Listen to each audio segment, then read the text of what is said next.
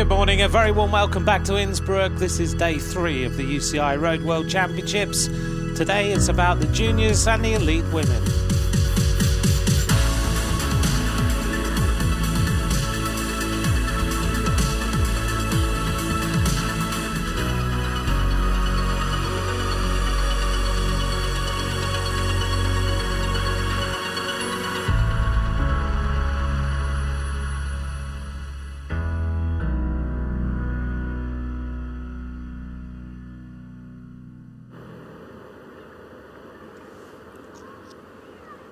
Well, the weather's much different today as it was yesterday. It's a little colder, but the sun's out, and it looks like we're going to have a really nice day of racing here at Innsbruck.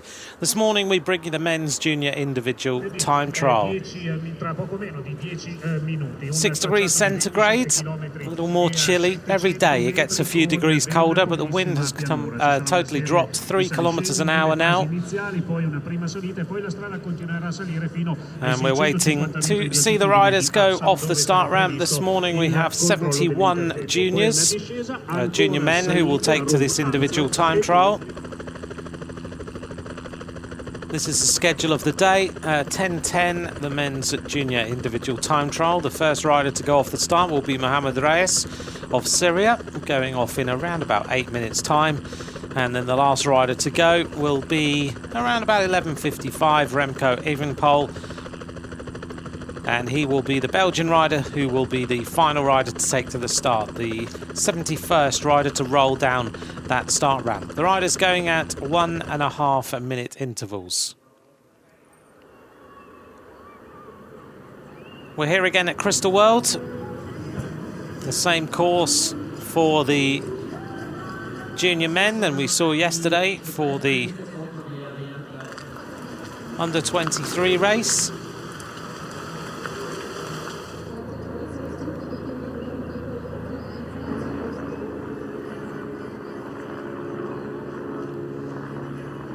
This is a look back then at the last few winners of this race. Tom Pidcock, Brandon McNulty, Leo Appelt and Leonard Kamner. And of course, today is always a day that we remember Igor de Crane. This is the sort of intense effort that Tom Pidcock is absolutely perfect at. The supremely talented young Briton is going to smash the time here at the finish. Pidcock, the world cyclocross champion, he's going to go top of the leaderboard. Pidcock does it.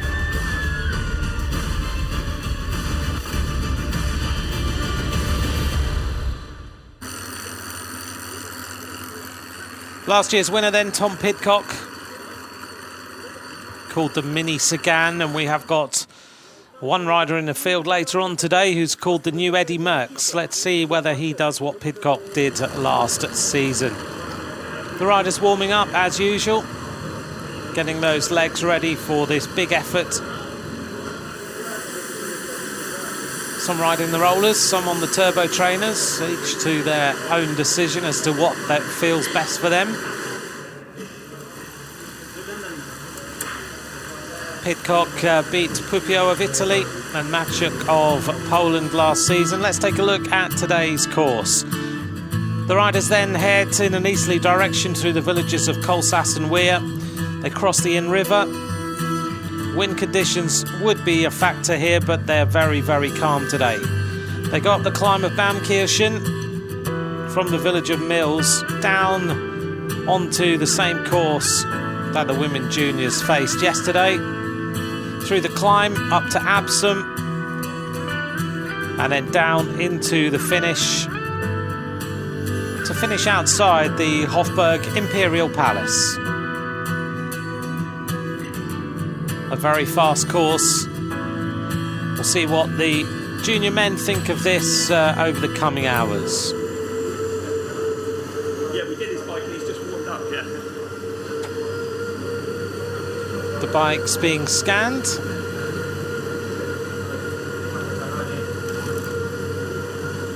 That's an old aero bike from Team High Road.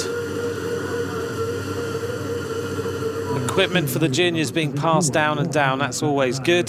The president of the jury is Didier Simon. Felt a bit sorry for Karen O'Callaghan yesterday. She was on the starting ramp there all day. I saw her in the hotel last night. And she said she was frozen. She was still trying to thaw out after standing there for the entire day, counting down the riders.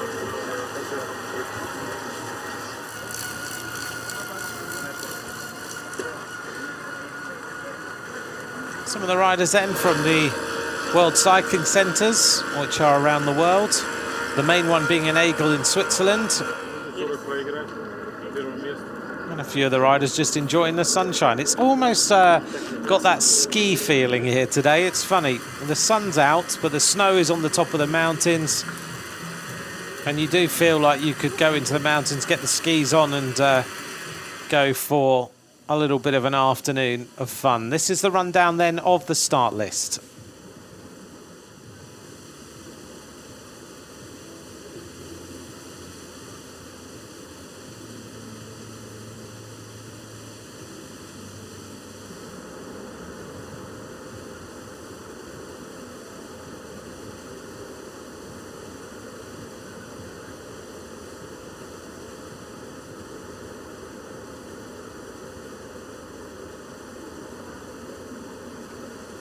Around 3 minutes then until the first riders go off the start ramp.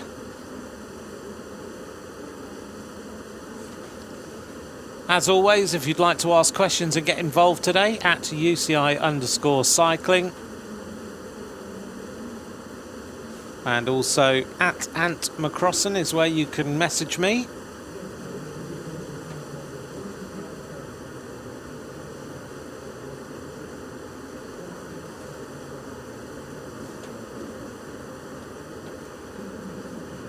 Counting down then to the final rider of the 71. Down at the bottom of the screen there, the hashtags Innsbruck-Tirol and at UCI_cycling is where you can follow us over the coming hours.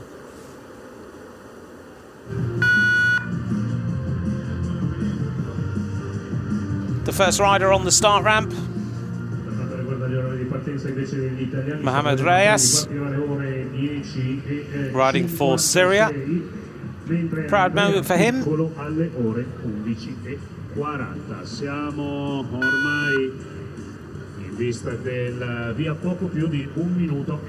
So he's just waiting for the countdown. In a moment he'll be held up.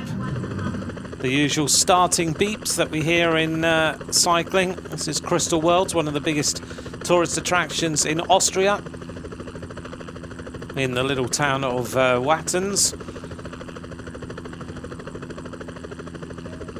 Along the way, though, we will make sure that you know exactly where we are. I know many of you watch cycling so that you can see the different parts of the country.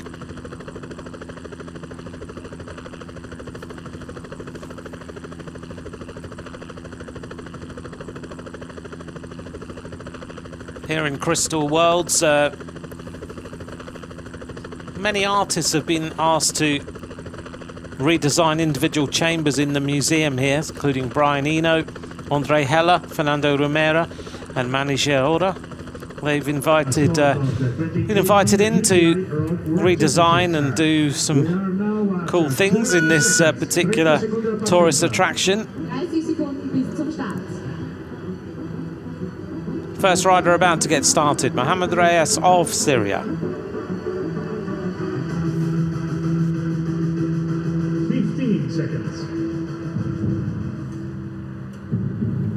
15 seconds till the first rider. 5,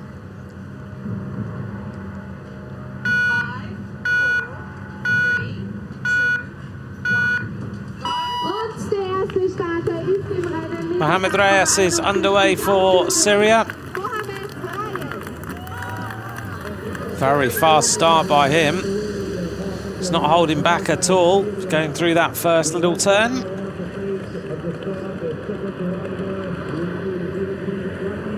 You'll see a lot more steady start by a few riders, but Mohamed is taking the line through the corners nicely. Wants to get up to speed as quickly as possible. The riders on junior gears, so they are restricted. The bikes will have been checked Andreea says, we've got used to this course. Will be making his way out the various turns until he turns left onto that big main road, which takes us to the first set of rolling obstacles that the riders face. But it's a nice time trial course. We've certainly seen the riders produce some great performances.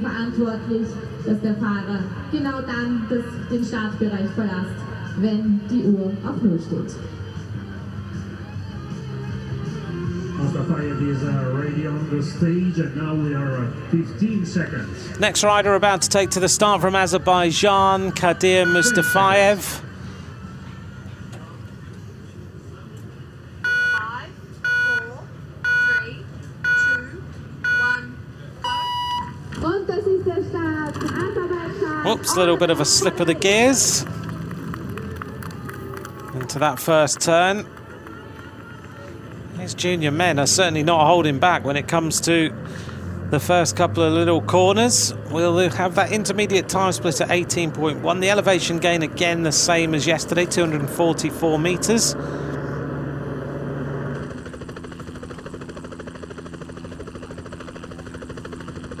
And we're on board here with Reyes along a lonely ride.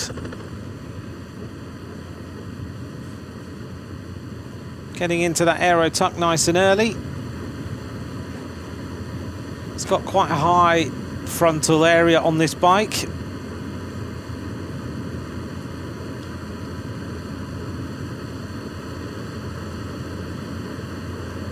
This afternoon we will have the women's elite race, which I think is going to be a pretty thrilling time. We're going to see some of the top, or a lot of the top riders in the world. This is Jeffrey Diaz of 15 seconds. just about to get started 10, for Puerto Rico. 5,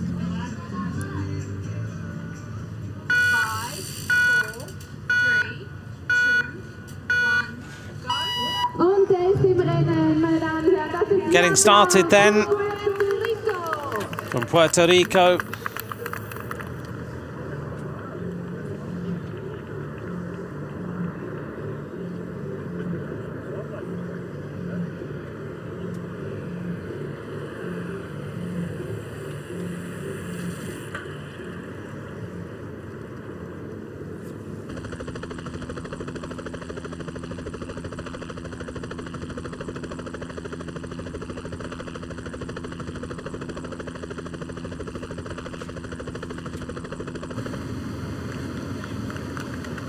And Reyes keeping this gear spinning over nicely.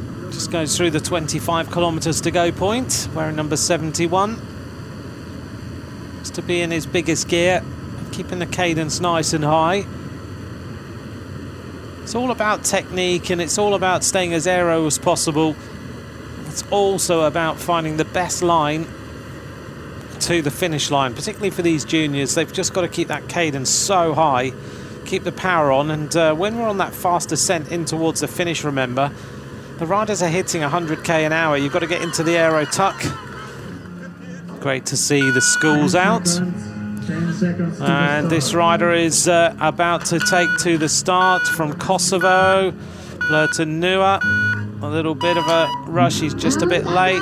Doesn't quite get his feet into the pedals. A little bit of a shame there for Blurtanua. Not too late a start though. Good to see Kosovo represented. He's not riding the time trial bike. Of course, some of these nations don't have the access to the equipment, so he's got the aero tri-bars on the road bike, and he will of course ride, I'm sure, the road race. He was thought that he was waiting. There he goes. They passed the bike up. It looked like he thought he was behind the next rider. The Guyane rider was there, but just a little bit rushed. He'll settle himself into his rhythm now. We saw this happen with more experienced riders like Charlie Tanfield yesterday, and that ruined his ride. Let's hope that this rider from Kosovo can just settle down, relax into this, get the adrenaline to calm down, That will cause him a problem because he'll have this tendency to go off a little bit hard here. Just wants to settle the heart rate down. 10 seconds. Julianne Espinosa of Costa Rica about to start. 5, 4, 3, 2, 1, go. Und er ist im Rennen, das ist ihr Applaus für Costa Rica. Costa Rican rider gets going.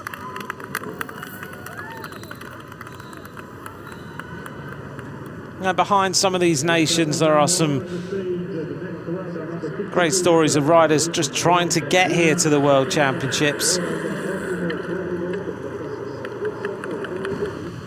Out on the course then, this is our rider from Kosovo, just settling into the rhythm, trying to hold the head up with that aero hat. We don't see too many now of these long-tailed aero helmets. The tendency now is to have the little teardrop helmet that the riders wear, because then when they tilt the head up, the airflow still goes over the back quite nicely. This rider's riding well, Mohamed Reyes.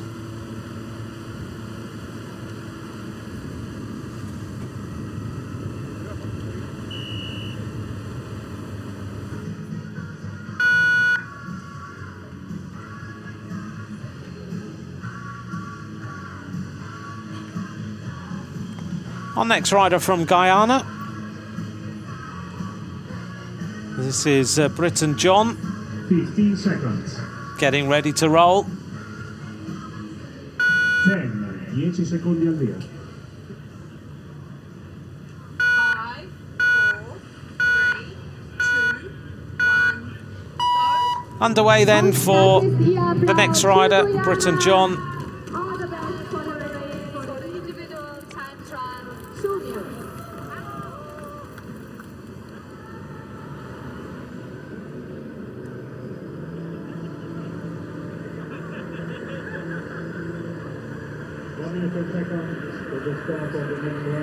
The rider's going at 1.5 minute intervals, and we'll update on the intermediate time splits.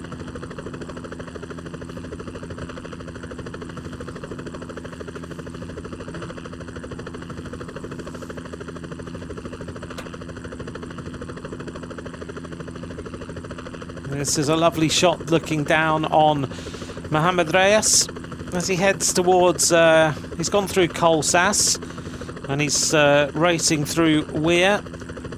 Now he's along the banks of the river. So he's crossed the river now. This river, 517 kilometers long, goes all the way through parts of Austria and Bavaria before merging with the Danube.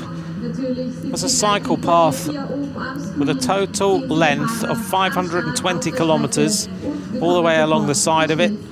One of the longest cycle paths in Europe. Starts at the source of the Inn and leads all the way to Passau. 5, 4, 3. The start then of the next rider, Marcel Teneb, comes from Chile. I like this kit from the air. The helicopter shots of the Chile kit look absolutely superb.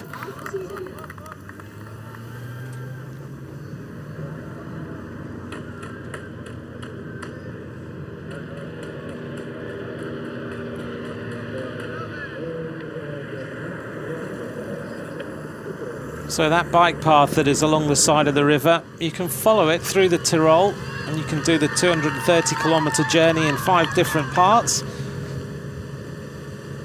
Must be an amazing ride to actually do. So if you're sitting there watching and you're thinking, this is a beautiful area, then there's a chance to go and ride down that river. Back here with Blurton Nua, who's the national road race champion of Kosovo. He was second in the individual time trial, held back in June. Rode the European Championships and finished 54th. This is Teneb, who is getting going for Chile, sitting quite low on the bike. Doesn't have any aero bars or anything to aid with the flow through the air, so he's got a really hard job there. Valentin Vasilou of Romania about to get underway. 3, 2, 1, Und Applaus für die Startnummer 64 aus Rumänien, Valentin Vasilou.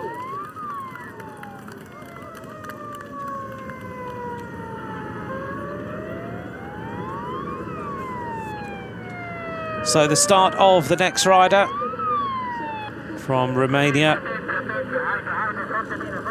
Getting a little bit of encouragement from the following car.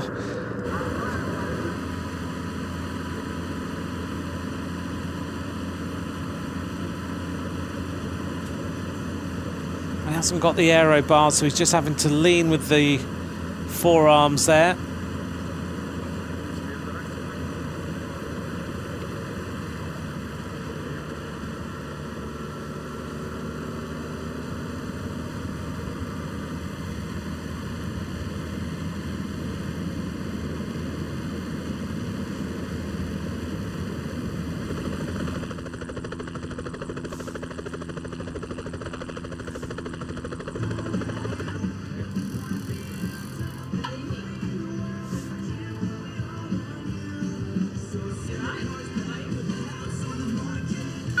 Next rider about to start. Oops, having a little bit of a problem here from Rwanda. Jean-Eric Habimana, a silver medalist in the African Track Championships. Whoops.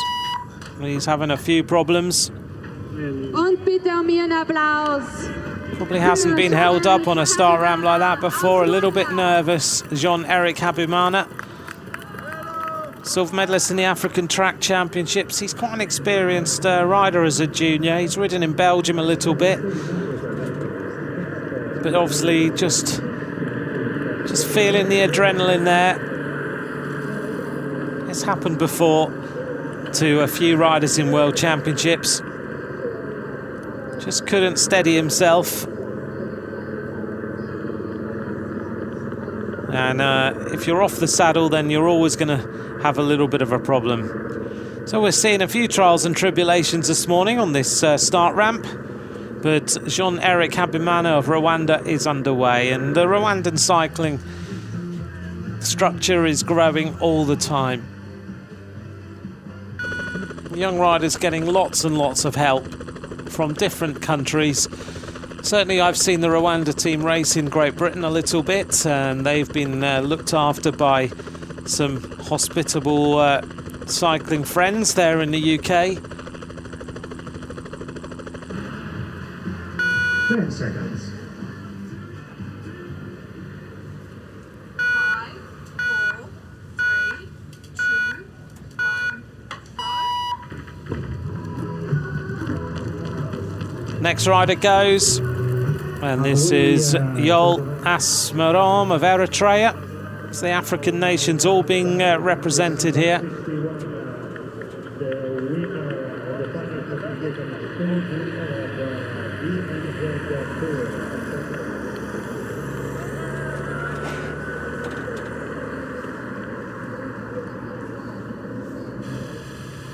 Out here with the rider from Kosovo, Nua.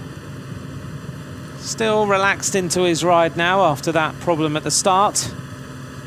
You can see these riders don't have the aero equipment in the same way as some of the later riders will have, the long overshoes and things like that. And that's why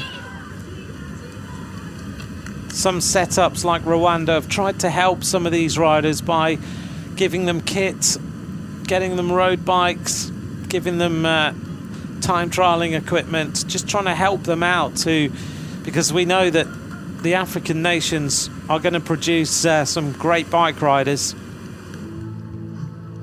So we want to try and give them that step up. So Gleb Brusininsky of Kazakhstan is about to get started. There's been little initiatives like the Africa Kit Appeal, which was started by the former pro Matt Bramier. Gleb Brusininsky underway, where loads of riders donated their old kit taken to Africa, and there's some wonderful photos of riders, young riders being given ex-pro kit. And Matt Bramier started that a little bit. He's now a coach of British cycling, and I know he's been trying to get support and help to help move that charity on a little bit, because the initiative got so big. So this is Jean-Eric Habimana. A lovely story about him. He used to, as a youngster, enjoy watching the riders pass by him. He lives close to the Congolese border in a really simple house with his parents. And he got his first bike because he begged his parents to get him a bike to take their chicken to the market, and eventually they did. And he used to just train on his really bulky steel bike for hours after school. Eventually he joined a cycling club and he got a road bike, and now he's riding in the World Championships.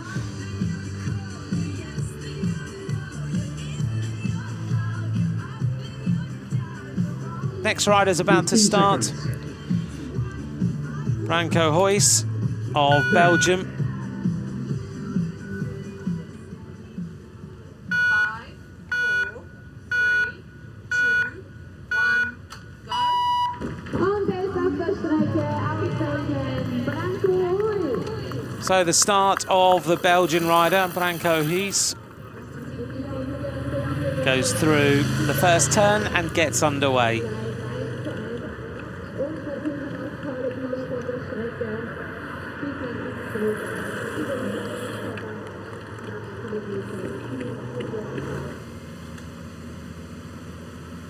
Out here with the Chilean rider, Marcel Teneb. Just keeping an eye on his watch to try and see how he is going. The aero bars would make such a massive difference to this rider if he had them. He's got the disc wheel in, he's got the aero front wheel. Maybe he's had a problem with his time trial bike, I don't know. Back here with Yol Asmarom of Eritrea. Many of the Eritrean riders now motivated by the likes of Daniel Tekelemenot. His jersey, though, just flapping in the wind a little bit. Not as aero as it could be. It would help him spin through the air, but it's a very, very cold day out here. Looks to me like he might have put a jersey over the top of his skin suit. This is Aristidas Kelmeles of Lithuania.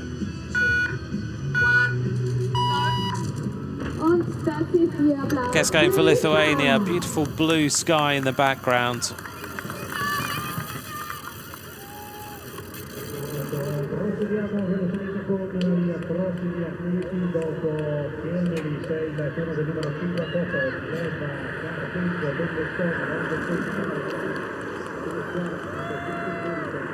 The Lithuanian rider making his way out of the starting area.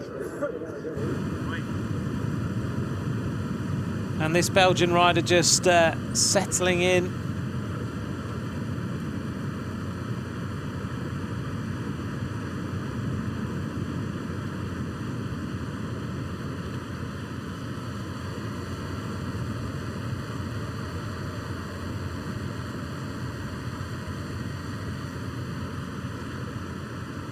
This rider looks pretty workmanlike, doesn't he?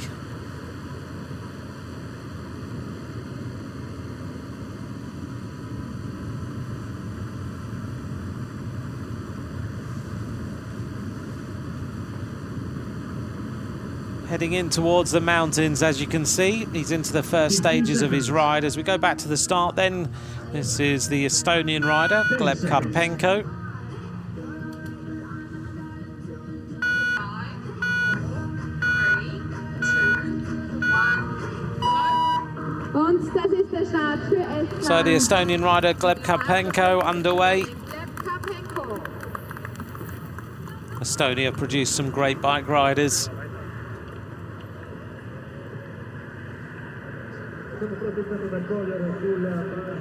So he'll work his way through the first little twists and turns of this course.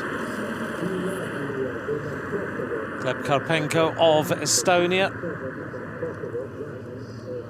finished second in their time trial championships. This is the Belgian rider, Branko Huijs. Just over this first little roll, heading now towards the first town, which is just up ahead of him, which is Kolsas. Means hill and field, and one of the hills stands the ruins of the Neurettenberg castle, destroyed in 1810. And then he's going to head through Weir.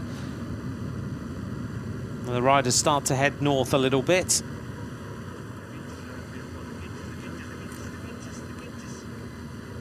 There used to be a lot of gold chasing in this area. 15 seconds. 10 seconds. Start of the next rider, again from Kosovo, Zani Sulhazi.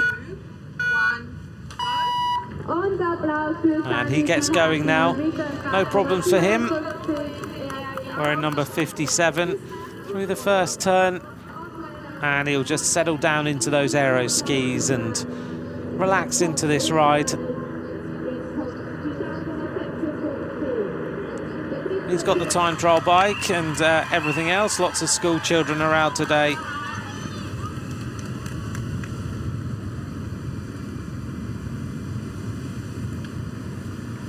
Well, this Belgian rider looking very, very quick. Keeping that cadence very high. He knows that his teammate is the race favourite of this time trial.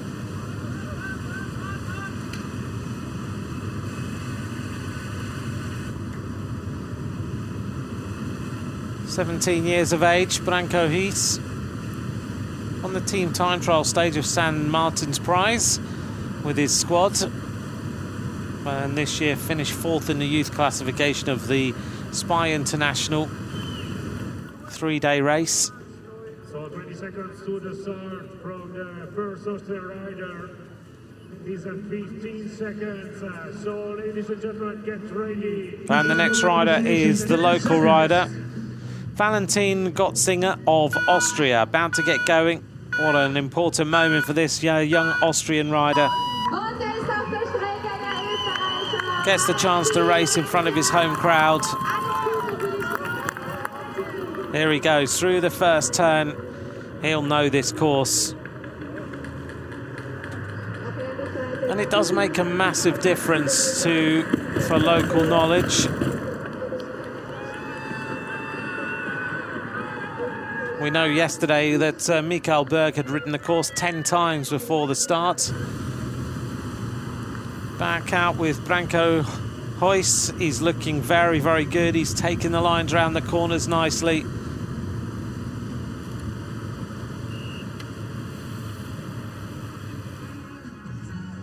Next rider on the start ramp from Croatia, Carlo Jurisevic.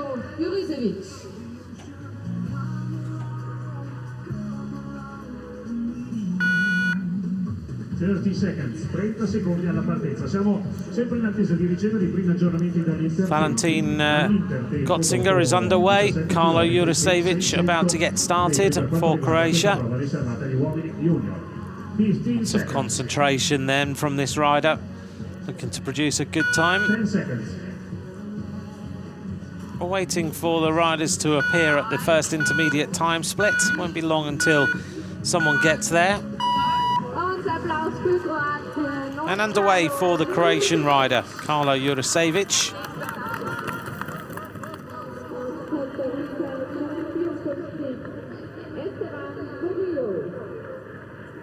Partendo quindi anche il portacolore della squadra nazionale della Croazia, Carlo Jurisevic.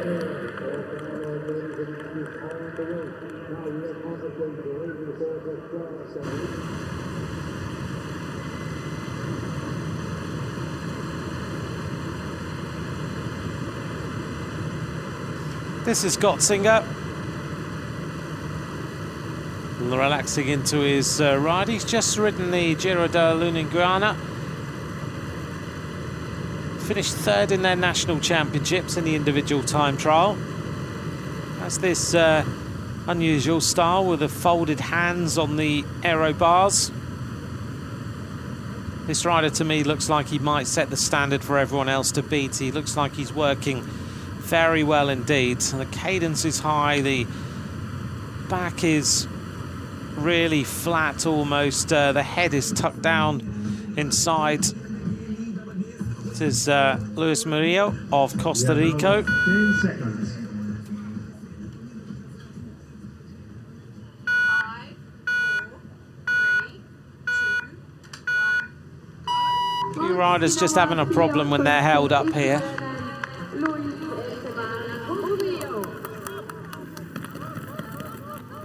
I was asked yesterday why some of the riders, or most of the riders, if possible, use a disc wheel and don't use the aero back wheel the same way that triathletes do. And it's just something that cyclists in time trials tend to do. It's particularly on a course like this that doesn't have loads of big climbs on it. And for straight line speed, the disc wheel is much better. It also creates that kind of flywheel effect. So once you get the wheel up to top level in terms of speed, it almost pushes you along. It doesn't have quite the same effect as a deep section carbon wheel would have. Although you have to admit, if you've ridden on both these types of wheels, then you would love riding both of them. The noise they make is superb.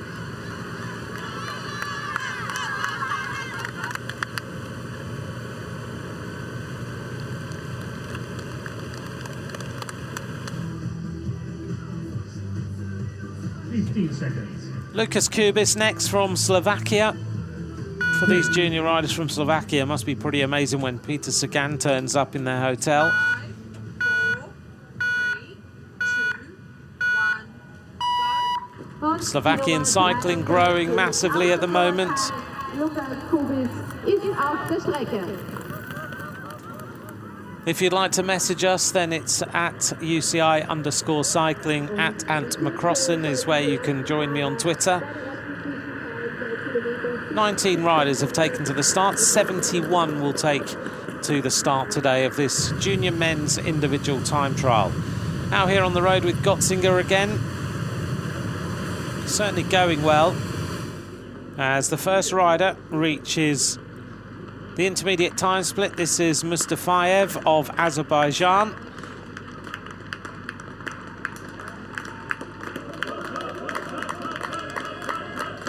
Goes through there, 26 minutes and 6. He's caught the rider from Syria.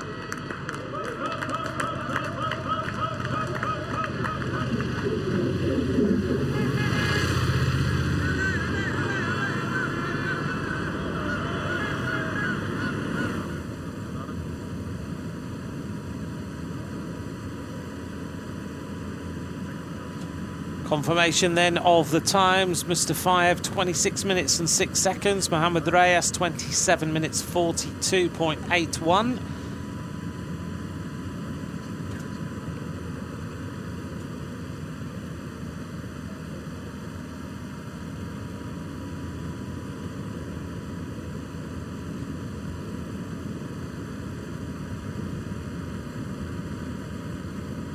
Just to give you a comparison, yesterday the under-23 men's fastest time was 21 minutes and 2 seconds. But of course, they're on bigger gears and everything else, so there's no major comparison that you can really make.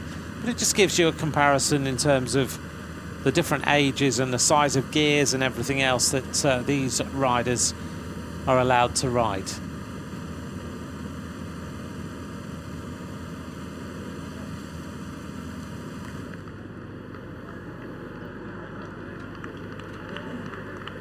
It was Jimmy Ivell who messaged me yesterday to ask about the disc wheels, so thank you, Jimmy, for your message. On to the climb for the next rider from Puerto Rico.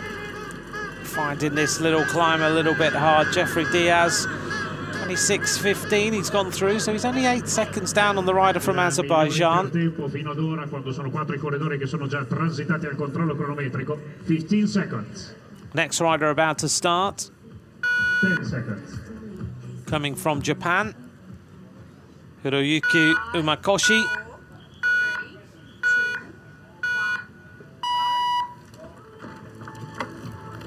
2, 1, go. Hiroyuki Umakoshi underway for Japan.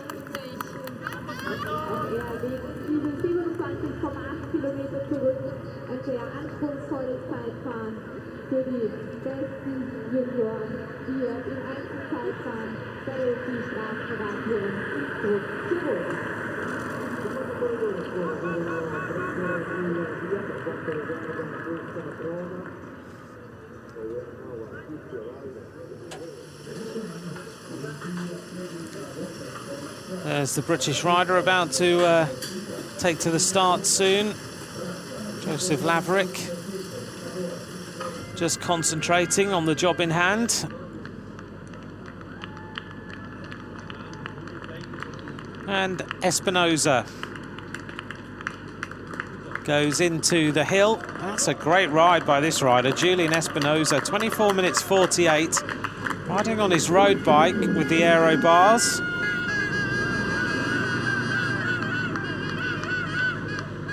Fastest by 1 minute 17, so the times are starting to drop now.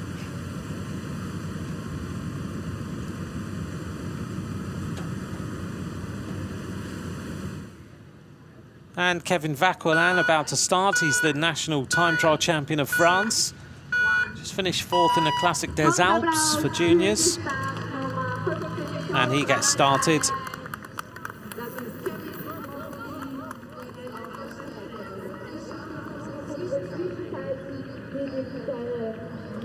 Kevin Vauquelin into the first couple of turns now for France.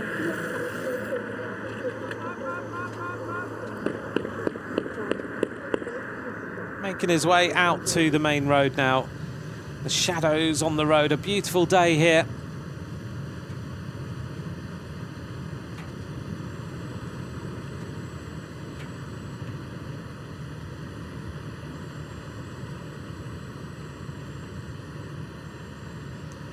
Umakoshi settling into his rhythm.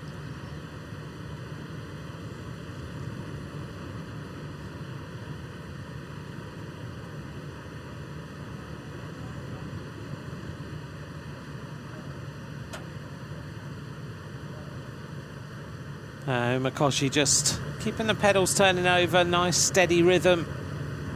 We're in number 51. Daniel Turok now of Belarus about to get started, second in the national time trial championships, an 18-year-old rider. 10 seconds. 5, 4,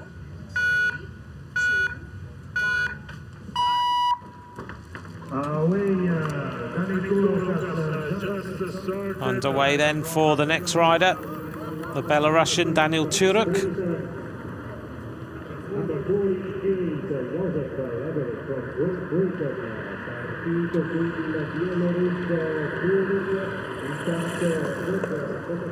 Having to shave off a little bit of speed through that first corner. You've got to be a little bit measured.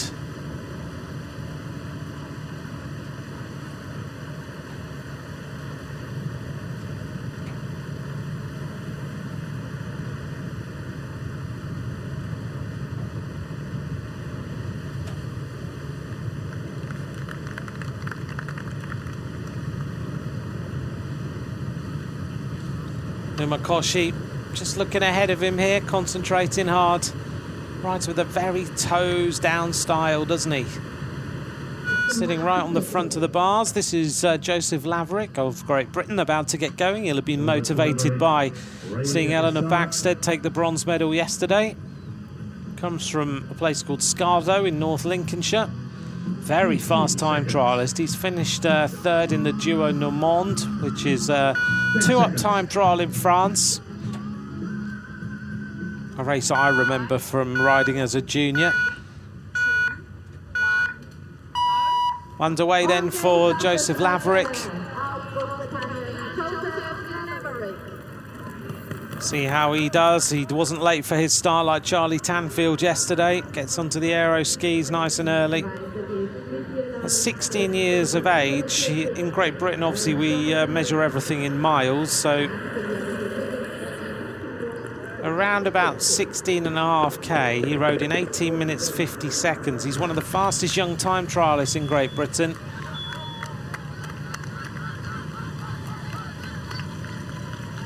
As Umakoshi makes his way through the first couple of turns out on this road.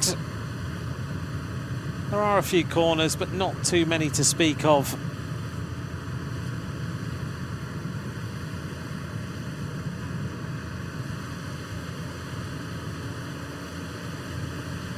This is now we're getting to the 25th rider to take to the start. We have got 71 in total that will take to the start line. In terms of other nationalities, who will be starting. Let's just give you a quick update. Next rider to go will be the Irish rider, Ian Doherty. Next Italian rider will be going off number 32 or 32nd rider, Samuel Manfredi. Underway for the Irish rider as they play some Irish music. The Irish Rover is being played in the background.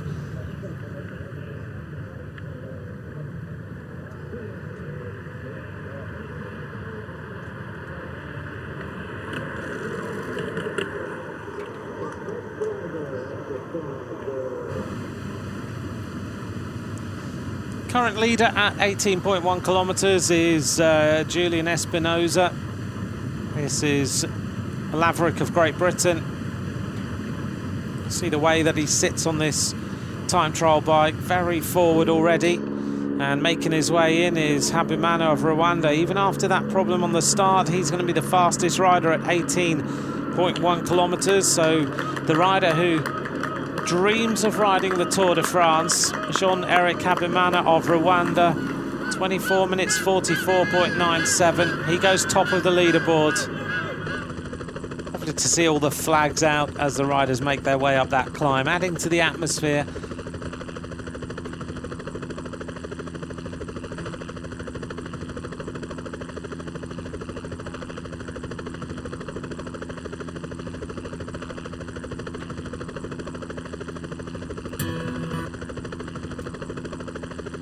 Nice welcome in this region for the riders.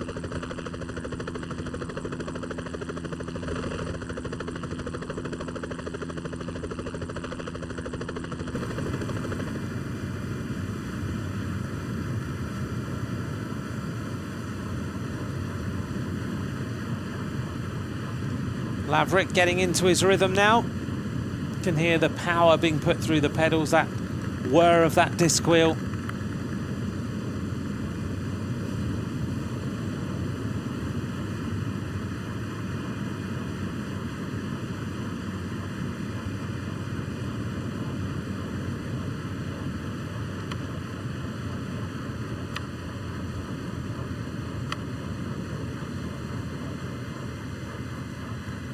Nice rhythm being held there by Laverick as Brusensky comes in for Kazakhstan, and he's going to go top of the leaderboard, 23 minutes 28.56. So he beats the time of Hesseman. Good ride there by the Kazakhstan rider.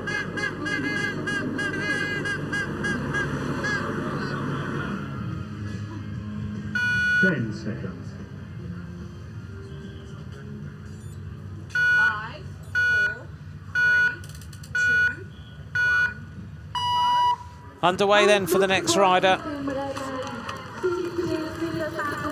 And this is the Luxembourger, Gilles Kirsch, 27th rider. Und wir haben soeben eine neue Fähigkeit bekommen auf Abstand.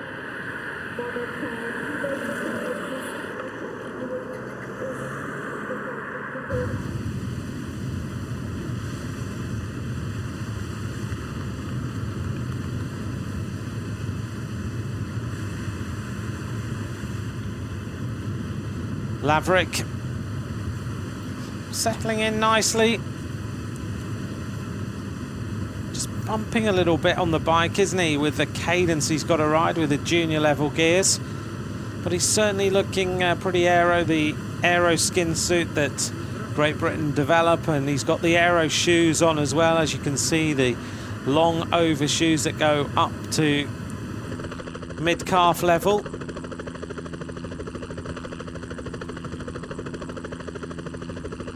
Looking down on the start area, absolutely beautiful day here today.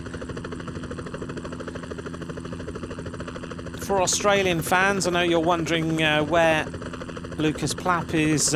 He's going to start at 11:34, and that is, we're now at 10:50, so a little bit of time until he starts. Of course, he's got gold medals in the World Junior Championships. Yesterday we saw Sara Giganti of Victoria. She rode very well yesterday. I saw her tweets last night. She said she just couldn't give any more, and that's all you can ask for from a youngster.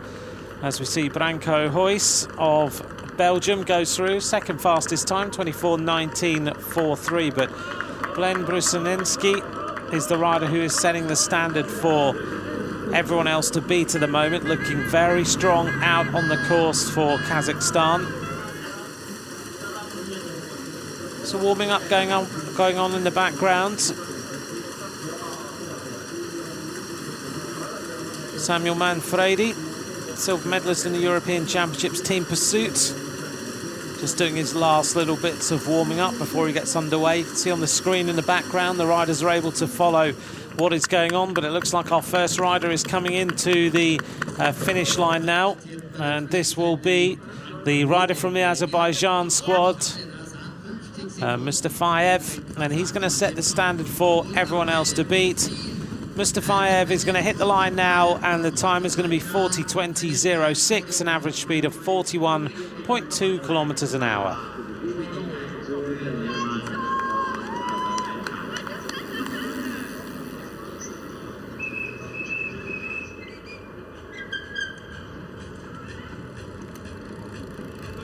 Good performance there by the rider from Azerbaijan.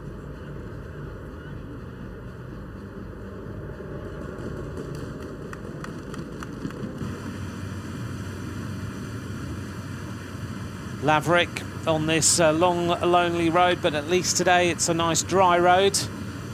Keeping his head down a little bit.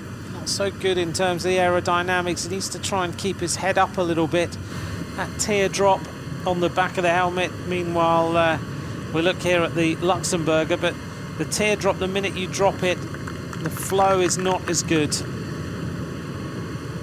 Gilles Kirsch of Luxembourg.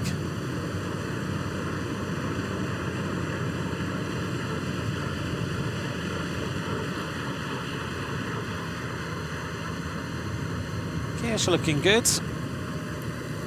17 years of age. Finished third in the National Championships of Luxembourg. Won the Mountains classification in Saarland Trofeo, which was back in June. That was a German race that he took part in. 10 seconds.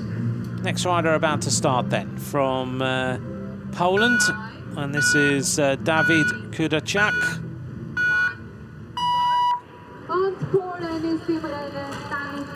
He gets going, bumps off that start ramp, down the next little section, and goes out on the route.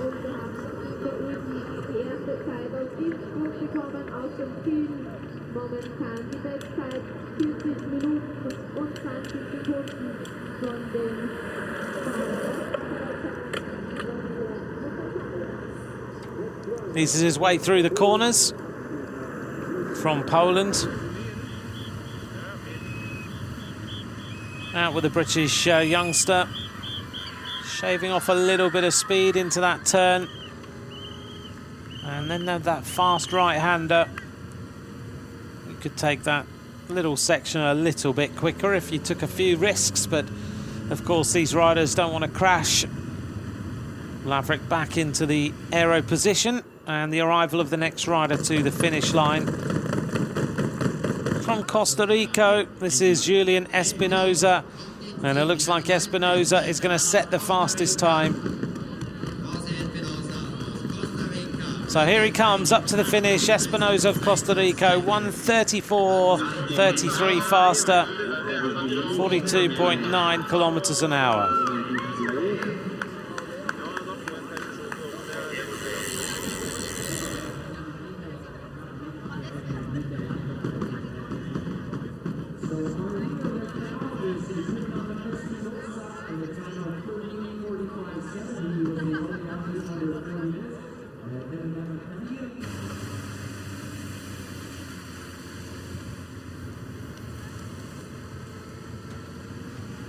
Laverick is expected to produce a good time trial here.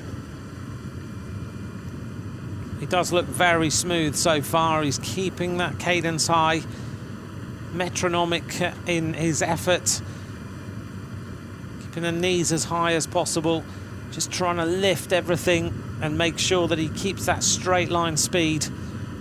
Now and then he looks up just to see where he has to go. He knows these roads are closed, so he's got the whole road to play with, but he wants to keep to the right lines as he makes his way down to this next little switch. Coming into the climb then, the fastest time here is Brusensky of Kazakhstan. This is the arrival of Gotzinger. So Gotzinger go, oops, a problem here for Gotzinger. The gears slip.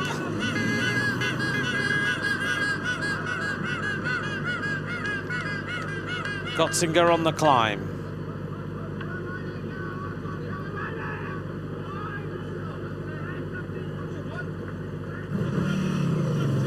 Well, that won't have helped him. He wanted to make sure that he had a nice smooth ride into that climb. Looking down on number 43 here. This is Iakov Gusev of Russia in the first phases of his individual time trial.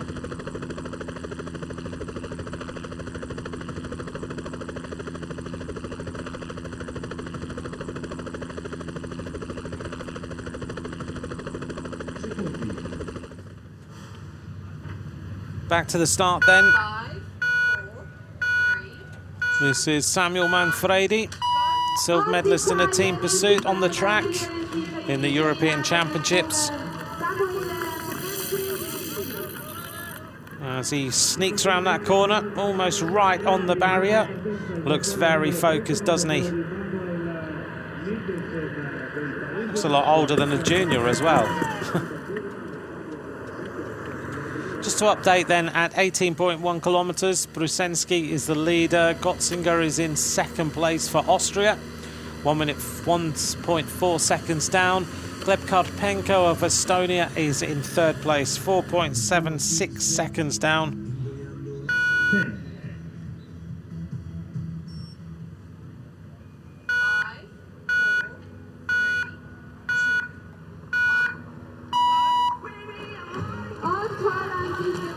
And the start then of the next rider from the Netherlands, Manuel Mickelson. Whoa, he went off the start like an absolute rocket.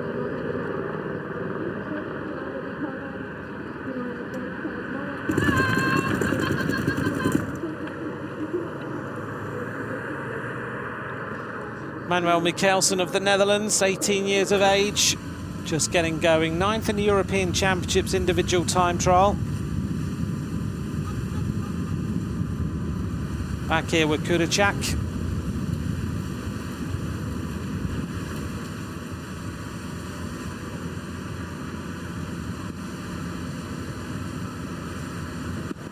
Kurachak getting into his rhythm, looking around, which is unusual.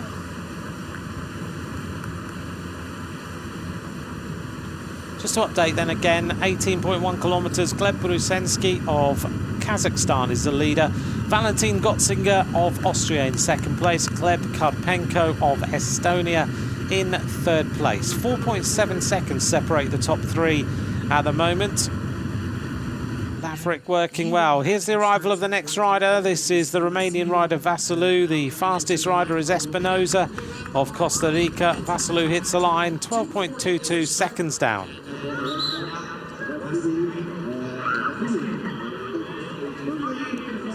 Espinosa's time, 38.45.73. Whoops.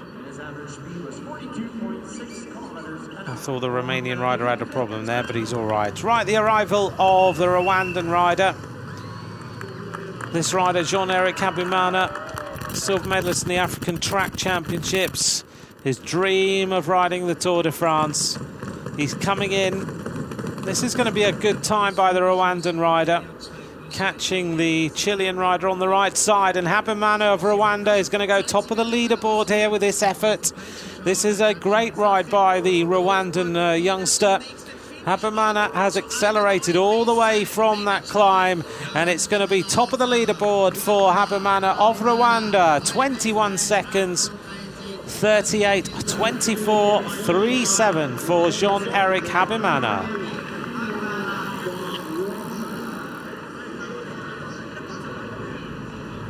Excellent performance by Jean-Eric Habimana of Rwanda.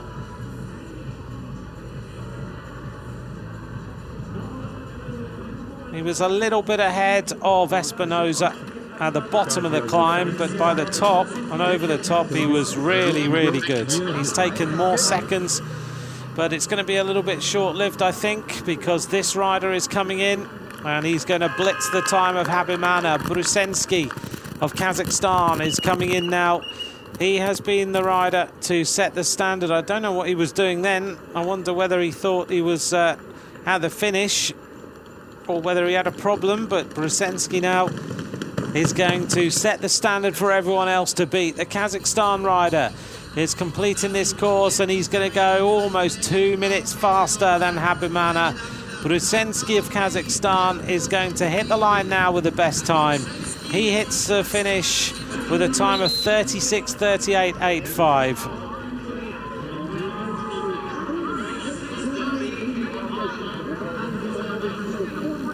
Gleb Brusensky, Kazakhstan, top of the leaderboard. The top three then: Gleb Brusensky of Kazakhstan, Jean-Eric Habimana of Rwanda, Julianne Espinosa of Costa Rica are the riders in the hot seats, and Brusensky cramping up here. That was a hard effort. The arrival of the next rider from Eritrea, Asmarom, finishes in third fastest time.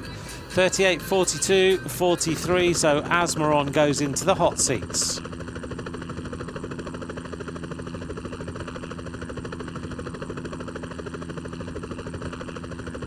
Confirmation then of the standings at the finish so far. Gleb Brusensky of Kazakhstan is the leader.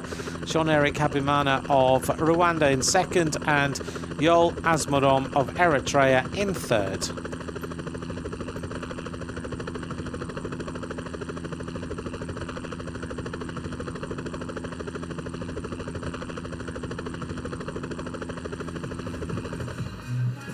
A bit of swapping around going on here.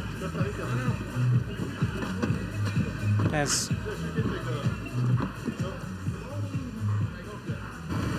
Habimana, he'll be swapped over for Brusensky in a minute. Now here with Laverick.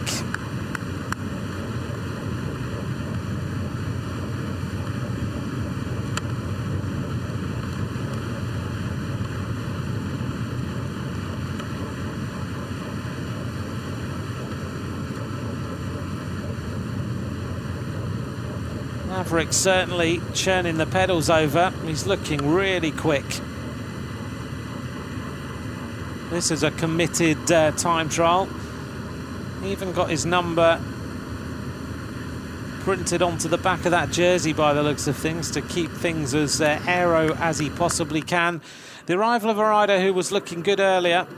This is the Belgian youngster, Branko Huys. He's going to be into the hot seats, I think, with maybe the second fastest time. So Branko Huys of Belgium comes into the finish, and he's going to be outside the time of Brusensky, but he's going to be into second place. Belgium have the current second place rider, Branko Huys.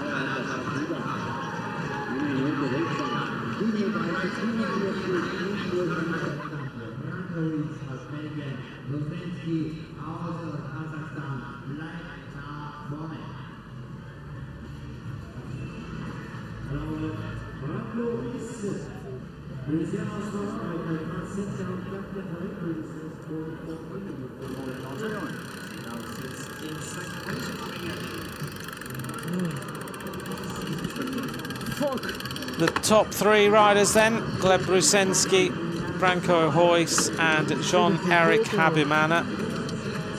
Into the climb then for the French rider, Volkl. Third fastest time at the 18.1 kilometre point. Kevin Volkl, third fastest by 3.26 seconds, so he's in the ballpark. The top three at that point: Gleb Brusensky, Valentin Gotzinger and Kevin Volkl.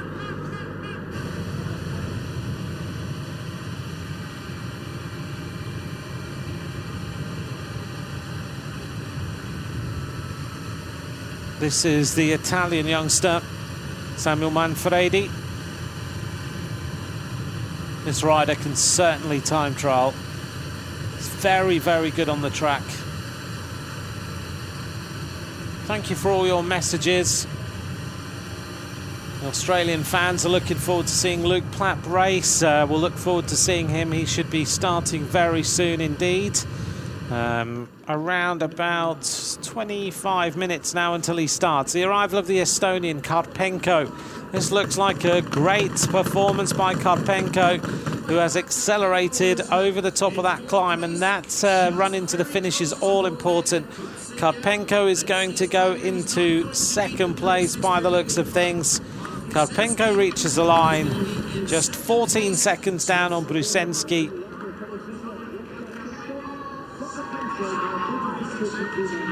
The top three change again. Gleb Brusensky of Kazakhstan, Gleb Karpenko.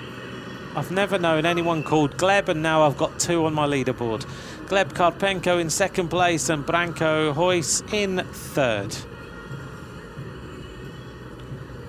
So the top three change yet again. It's Kazakhstan, Estonia and Belgium. The start of the rider from the United States of America, Riley Sheehan. Riley Sheehan goes off the start ramp.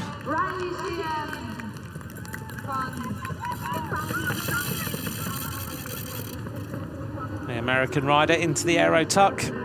Nice and early. Good style, keeping that nose nice and low, trying to keep that frontal area squashed. Through the first couple of little corners, just to settle down. It's always a little test straight off the start ramp.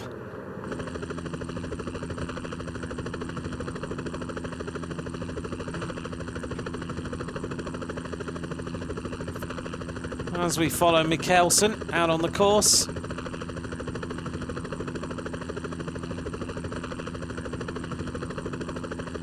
So Mickelson accelerating hard.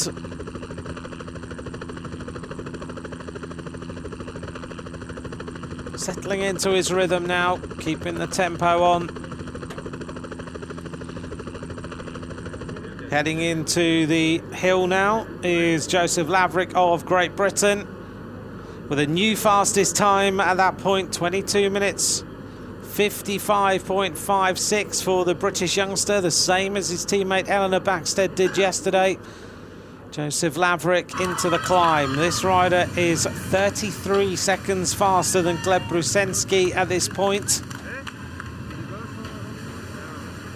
So Laverick now needs to use the power over the top. This is the important part of this time trial for all these riders. Every single one, hopefully they've been watching what's been going on, but you can go as fast as you can into the bottom of that climb, but if you then don't be able to keep it going over the top, then you will lose a lot of seconds. Gotzinger now making his way into the finish. He's looked good all the way. He knows the course. Brusensky 36.38.85. He goes past that time, but it looks like he is going to go into second place for the Austrian youngster. Valentin Gotzinger 6.63 seconds down, but that's a great performance.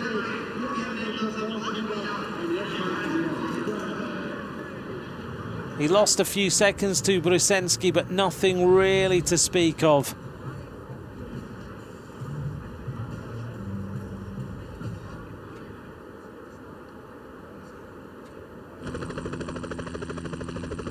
This is how things look at the finish line so far. Gleb Brusensky is in first place for Kazakhstan. Valentin Gotzinger of Austria 6 seconds down, and Gleb Karpenko in third place. Start of the next rider from Norway. This is Fredrik Finnesand, the 41st rider to take to the start.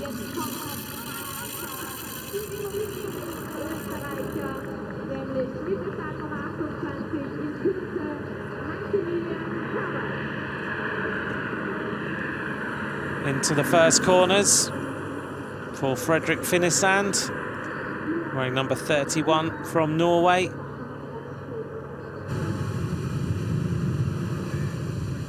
This is number 35, William Levy from Denmark. The Danish youngsters always good. Yesterday we saw them in the under-23 men's championship. They looked super fast.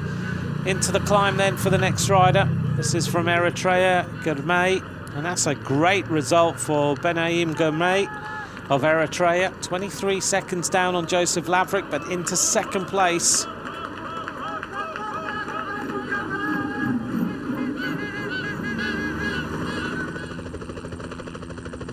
Confirmation then of the 18-kilometre point. Joseph Laverick leads, then Benaim Germay of Eritrea, Gleb Brusensky of Kazakhstan. Eritrea getting better and better all the time. The next of the Belgian riders, Ilan van Wilder, fourth in the European Championship road race.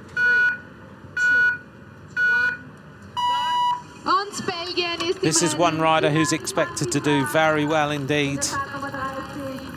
Ilan van Wilder, he was second in the European Championships to Remco Evenepoel.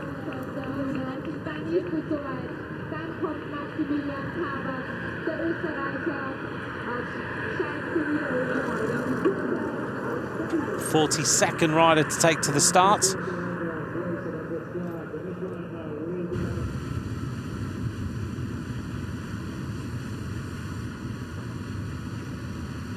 Now Joseph Laverick homing in on the rider in front of him. This is going to give him a big incentive. So the British rider closing in on Daniel Turok of Belarus. Of course, the rules are that once Turok is overtaken, he has to drop back 10 metres or stay on the other side of the road. But Laverick will get renewed motivation. This is good for him, bearing in mind that he is on the most important part of the course right now. So catching a rider in front is always great for the morale. He's going to go past Turok. And Turok's no slouch. He was second in his national championships. Laverick goes kicking on by, puts it in another bigger gear. Now he's got to concentrate and not get annoyed if Turok stays with him for a little while, which generally starts to happen, and it can ruin your ride a little. But it should give him lots of encouragement. Jakob Gessner now of Germany. Well, Leonard Kamner was a winner of this race in 2014. So it'd be good to see how this German rider does. And Appelt, also of Germany, was the winner in 2015.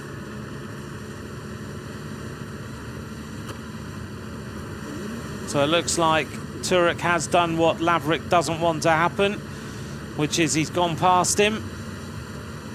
And really, this is one of those moments where the rider from Belarus really has got to understand that you're ruining the ride of a rider who's potentially going for the gold medal here by doing this. The rules are that you just have to drop back. And Laverick can't take the line that he wants to take. This can really mess with your head in a time trial. And Turok, you know, he's been caught for 1.5 minutes. He's got to understand that 50. it's not how it works. Austria now about to start, and this is Maximilian Cabas.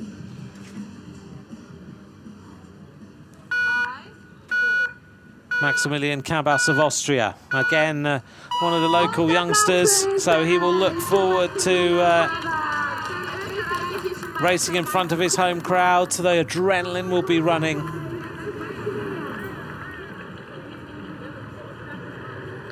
Maximilian Cabas of Austria into the first couple of turns.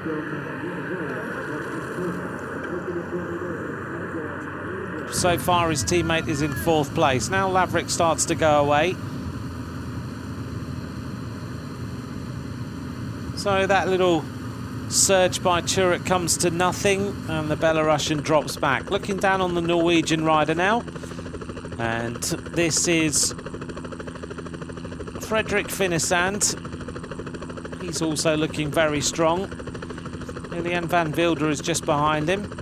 And then the Lithuanian rider, Erikas Sidlukas.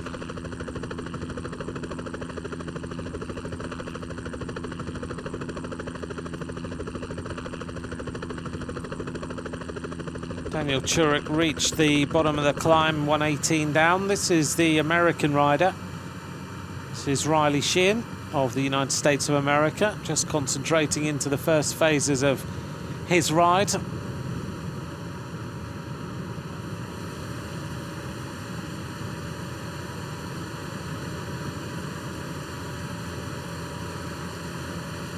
Riley Sheehan, the national time trial champion of the United States of America.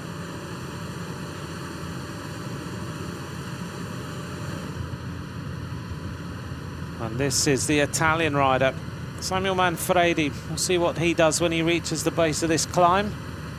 I think he's going very, very fast here.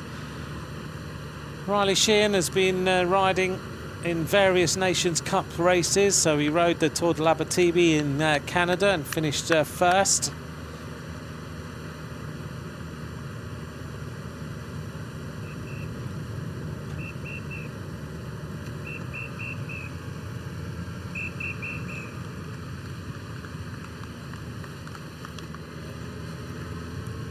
Manfredi starting the little hard rises as he takes a drink. This rider is certainly expected to produce something good here, and he looks strong so far. He's keeping that cadence high, he's concentrating hard on keeping the head down, keeping the spin going on. Right, this is the arrival of the next rider into the finish, Kevin Volkl. Let's see what time he can do. It looks to me like he's ridden the second phase of this time trial very well indeed. So Kevin Volkl is going to potentially go to the top of the leaderboard. Rider from Rwanda just behind him, but Volkl now reaching the final few hundred meters for France. He's going to go top of the leaderboard. This is going to be a great time by the Frenchman. Kevin Volkl goes to the top of the leaderboard by just under 20 seconds. 45.8 kilometers an hour, 36.18.86. Excellent ride by Kevin Volkl. 19 seconds ahead of Gleb Brusensky. Very well done to Kevin Volkl. He's happy with that performance. Bearing in mind he was 3 seconds down at the climb, he has really turned that around. Confirmation then at the finish line so far in the hot seats: Kevin Volkl of France, Gleb Brusensky of Kazakhstan, Valentin Gotzinger of Austria.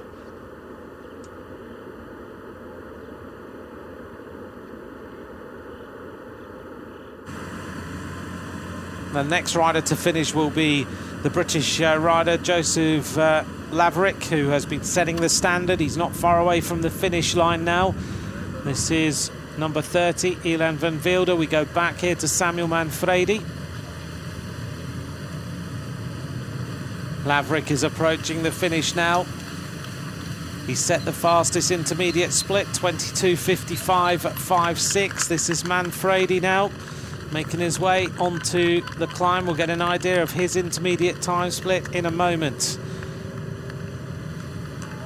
But Manfredi, the Italian, certainly looking good so far.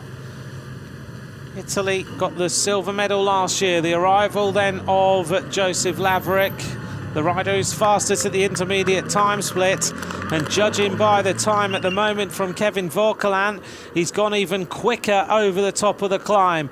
Laverick now picking this up. He knows that Tom Pidcock was the gold medalist last year for Great Britain. He's seen Eleanor Backstead take the medal yesterday in the junior women, and Laverick now making his way to the finish line. He's going to smash the time of Volkl. Joseph Laverick of Great Britain reaches the line now with the fastest time, 41.78 faster.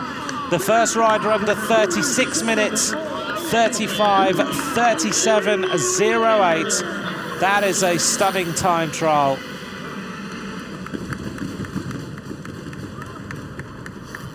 Well, he was 36 seconds faster than Volkl at the intermediate split, and he's gone even faster over the second phase.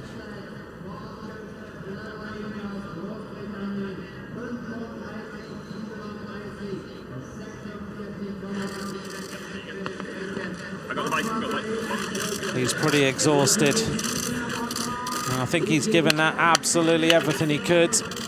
That's how you finish a time trial. Top of the leaderboard then, Great Britain go into the lead ahead of France in second place, and Kazakhstan now in third, with Gleb Brusensky.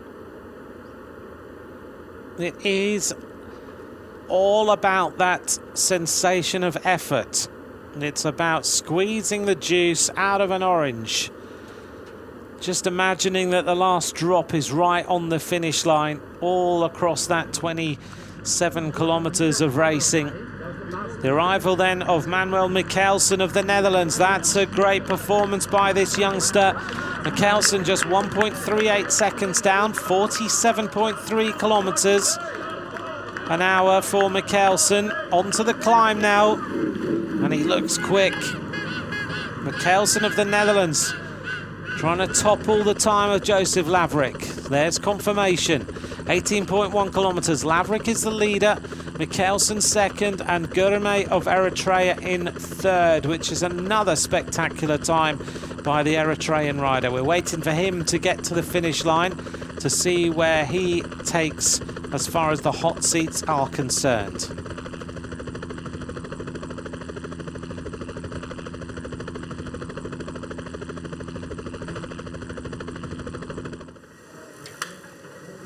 And there is the Australian rider,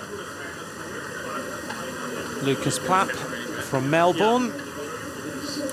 A rider that a lot is expected of, world champion in the points in the Madison as a junior. Just starting his last phase of his warm-up. Getting into that race focus, imagining where he's got to keep the head throughout this time trial. The start of the next rider, and Gurmey is about to hit the line shortly. This is the Japanese rider, Tasai Hino.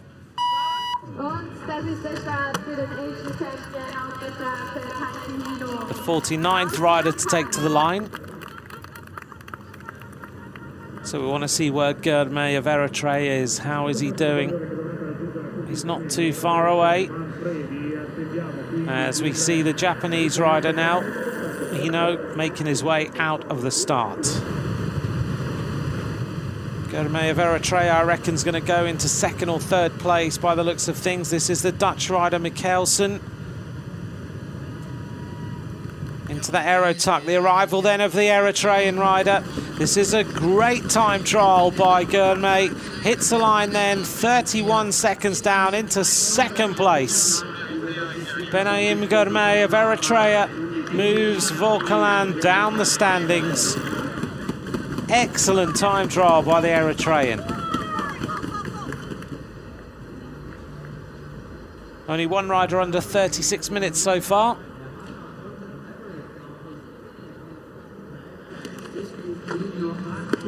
And the Eritrean rider just wants to sit down and try to recover for a moment. Benaim Gurmey, fantastic time trial by him.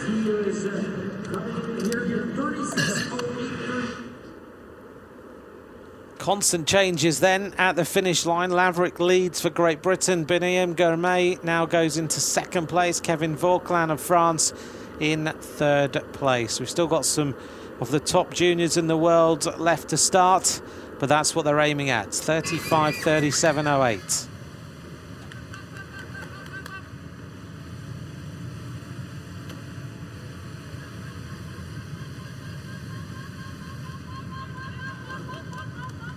This is Manuel Mickelson, 9th in the European Championship time trial. Finished 8th recently in the Grand Prix Bob Jungels. Bob has that race that goes on every year, and Mickelson performed well, getting in the top 10 there. He's trying to find the best route to the finish line to cut all the time out if he can. If you'd like to message at UCI_cycling,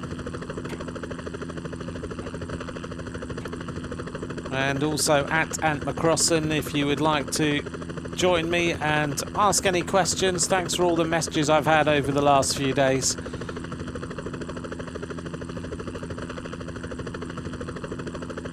This is Volkl of Slovakia out on the course. Disc wheel in the back, aero front wheel in. Keeping in the aero tuck as we look down on him.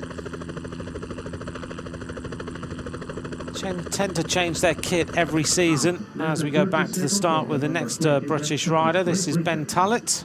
He's actually a world champion of cyclocross as a junior.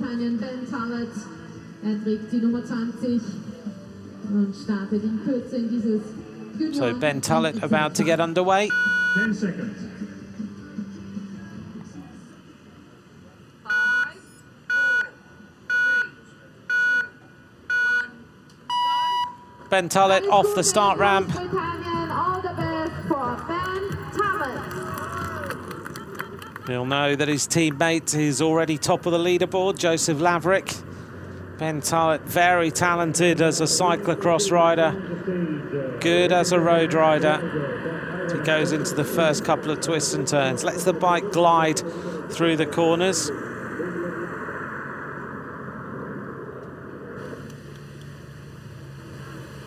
And looks like Mickelson is catching the rider in front of him now.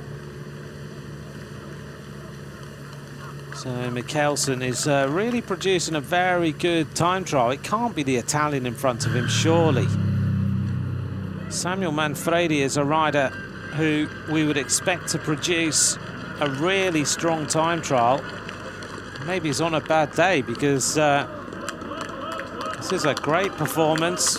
Right, the Danish rider reaches the climb, and William Levy looking good. Third fastest time. 23 seconds down. The time to beat into that climb, 22:55.56. Here's confirmation of that little shuffle. Laverick at the top of the leaderboard, Mickelson second, and William Levy of Denmark in third place now, which would put Biniam Grimet out of the hot seat to the finish if this continues. We'll wait and see what happens. Very important phase, and Grimet rode a very good time trial over the top of that climb. Wow, Mickelson is catching Samuel Manfredi. That's a big surprise. Well, Manfredi, if this is still the way that things are running into that climb, Manfredi was 51 seconds down on Laverick at the intermediate split. Mickelson was just 1 second down, so there was 50 seconds. He's now about to catch Manfredi for a minute and a half. Kind of tells us that Mickelson could be heading for the gold medal hot seat at the moment. To catch Manfredi, Manfredi's not going to believe this. Mickelson goes by, and Manfredi's morale will be shot by that. That's a huge surprise. Manfredi at the intermediate split was 11th fastest of all the riders who have ridden so far, and to get caught by the rider behind for a minute and a half on what is relatively a rolling downhill section is a massive surprise for Manfredi. He's going to try and stay with Mickelson now as they hit this very fast descent.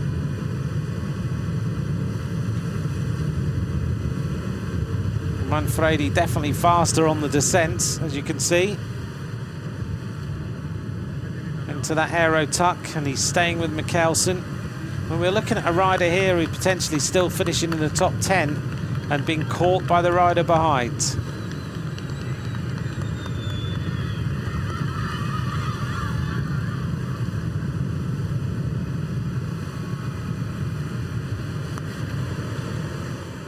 Well, we'll see how this time trial continues into Innsbruck to the finish.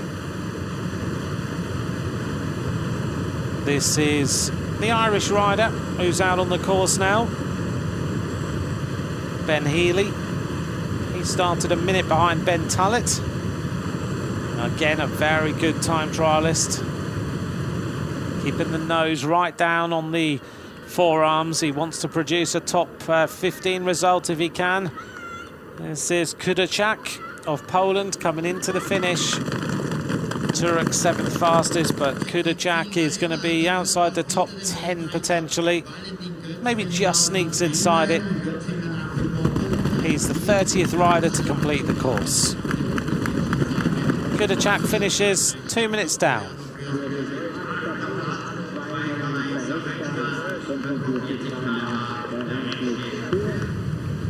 It's not going to be long until these two riders make it to the finish, and Manfredi is faster on the descents. Almost riding a 2-up team time trial. It's going to help both of them here. Really, Manfredi should drop back, but he looks like he's not going to do that. The German rider Gessner appears at the bottom of the climb, 13 seconds down, 3rd fastest time. Jakob Gessner, he's in the ballpark for a medal here. Well, Gessner following some of the Germans, Appelt and Kamner, who've taken gold medals here. The arrival of Bilia of Ukraine is going to be around about this 7th place. Bilia of Ukraine, 44.7 kilometers an hour, 7th fastest time. Top 3 at 18.1 kilometers, still Joseph Lavery, Manuel Mickelson and Jakob Gessner are the top 3.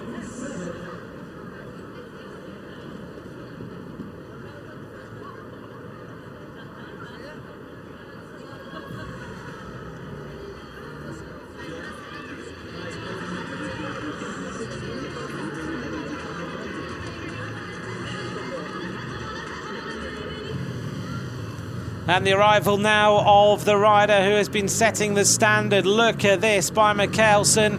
Can he go top of the leaderboard? Still quite a long way to the finish. He has a little unorthodox style. The knees are out. The bike is just being punished as he makes his way in towards the finish. Laverick's time, 35.37.08. Can Mickelson do it? He looks like he can. This is a spectacular performance by this Dutch rider. He's making his way to the line. He's going to go top of the leaderboard. Mickelson has produced a storming time trial. Mickelson hits the line, top of the leaderboard, 46.9 kilometers an hour.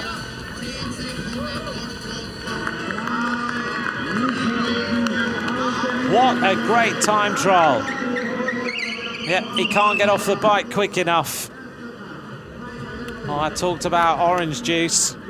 This man's got nothing left.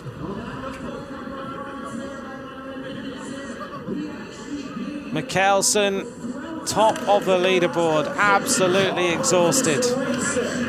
Well, you come to the World Championships, you're given your opportunity, and it's one stage to have a go. This rider has emptied the tank of everything. Superb race by Manuel Mickelson, 10 seconds faster than Laverick. Bearing in mind he was 1.3 seconds down at the first intermediate split.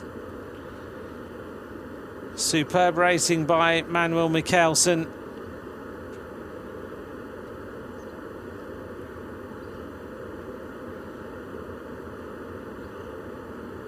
So calm over Innsbruck as we wait for the next riders to arrive. Look at this though. Julianne van Wilde of Belgium, second in the European Championships, comes into the climb and smashes the fastest time. Julianne van Wilde, 20 seconds faster than Laverick. This rider was second to Remco, his teammate, who will go last, but he has completely toppled the fastest split. Julianne van Wilde, 20.97 seconds faster than Laverick. Mickelson in third, 22.35 seconds down.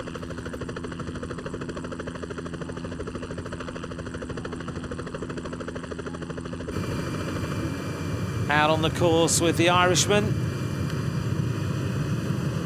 wearing number 19, Ben Healy.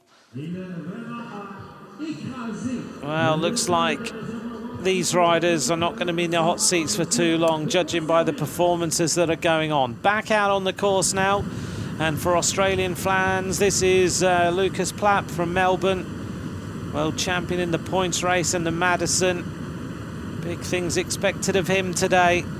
Let's see whether he can produce a result. Look at the way he's riding, got the hands crossed over, staying as aero as he can, keeping the nose right down on the hand, trying to keep the frontal area as low as possible. Looks good. Lucas Platt on the front of the saddle, keeping the work rate as high as he possibly can keep it. Again, for these youngsters, they go to a World Championships and they'll have the likes of Rowan Dennis in the team hotel now, and that will give them extra motivation, calms them down a little bit sometimes.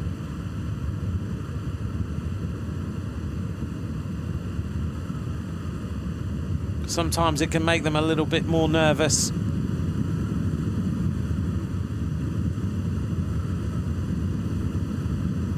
And Lucas Platt looking very good. Look at the size of the gear he's in. He's even, I think, got one of those ceramic chains. He's giving everything he can. He's got the asymmetric chain rings, which will help with the pedal cadence.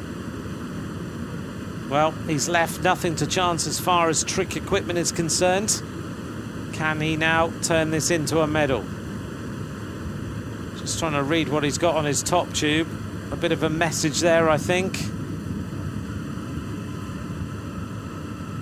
Lucas Platt going to the right-hand side of the road as he makes his way through Colsass. Going past the Neu-Rettenberg Castle and hitting 25 kilometres to go. Nice cadence from this Australian. Those of you who are fans of him, I'm sure you'll be cheering him on. Can he produce the medal-winning performance here for Australia? Get them off the starting blocks. Carlos Rodriguez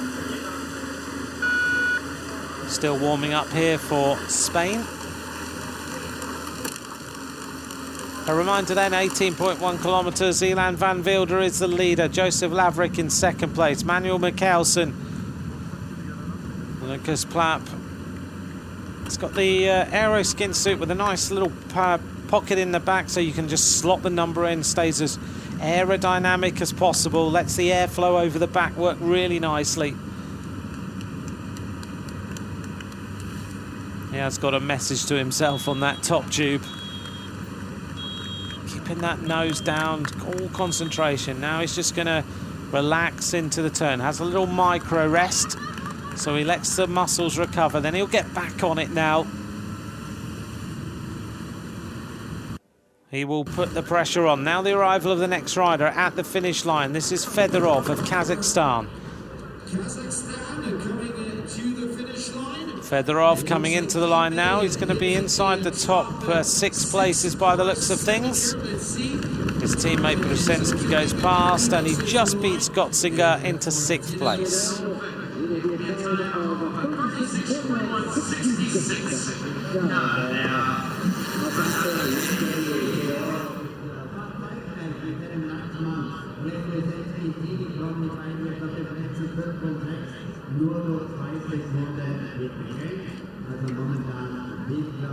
Nice big crowd enjoying the atmosphere. Andreea Piccolo, the Italian rider, about to take to the start. This is the 61st rider, so we've got 10 riders to go after this. 6th in the European Championship road race. Less than 10 seconds. 10 seconds till he gets going.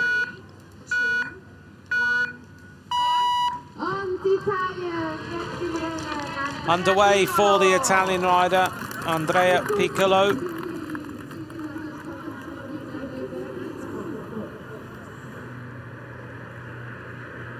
The time being chased at 18.1 kilometres, 22:34.59. This is Levy coming into the line now. Well, he was in the ballpark to take a medal, but Levy hasn't found the second part of this time trial to his liking. Levy was 44 seconds down on Van Wilder, but definitely close to Manuel Mickelson and Laverick. but he's lost a lot of time on the run into the finish. 6th fastest time.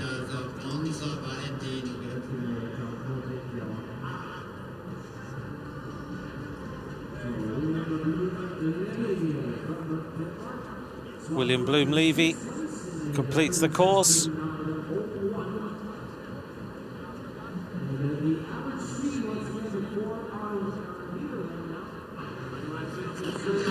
Sits down to recover.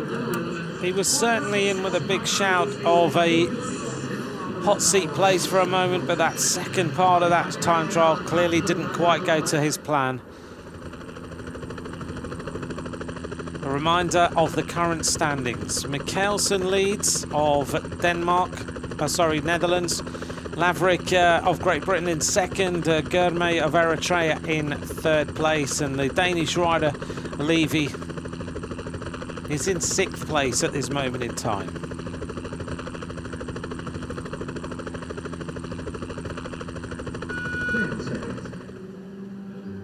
The start of the Dutch rider.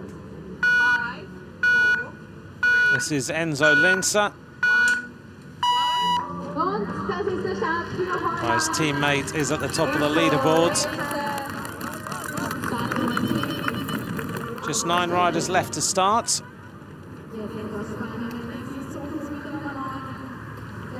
And the riders starting now, some of the best juniors in the world.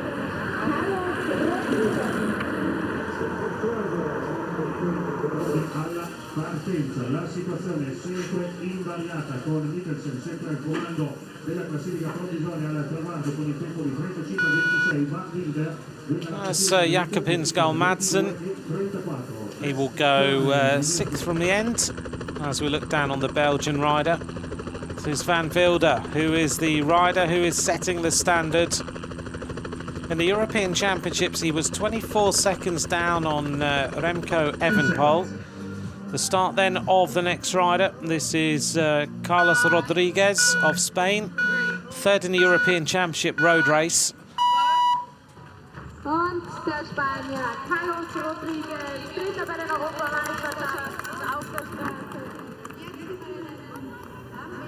The riders really are going now are riders that we've seen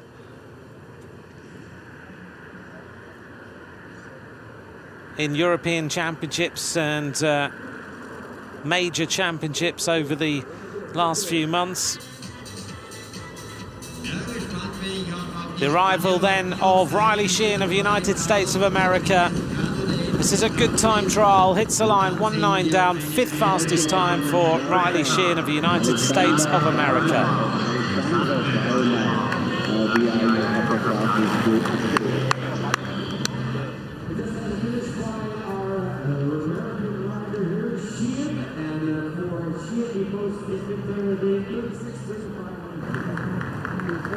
And the arrival of the German rider Gessner. Gessner has been looking good out on this course so far. Mickelson of Netherlands, his time goes by. But this rider heading for a hot seat place here. Can he get there? Gessner of Germany looking good into the final 200. Looks like he's going to drop Gurmey down by 1 spot. As Gessner comes into the finish, he's going to beat it by maybe 6 seconds. Hits the line now. Gessner 34 seconds down on Mickelson, but he goes into 3rd place for Germany. Jakob Gessner, 3rd place.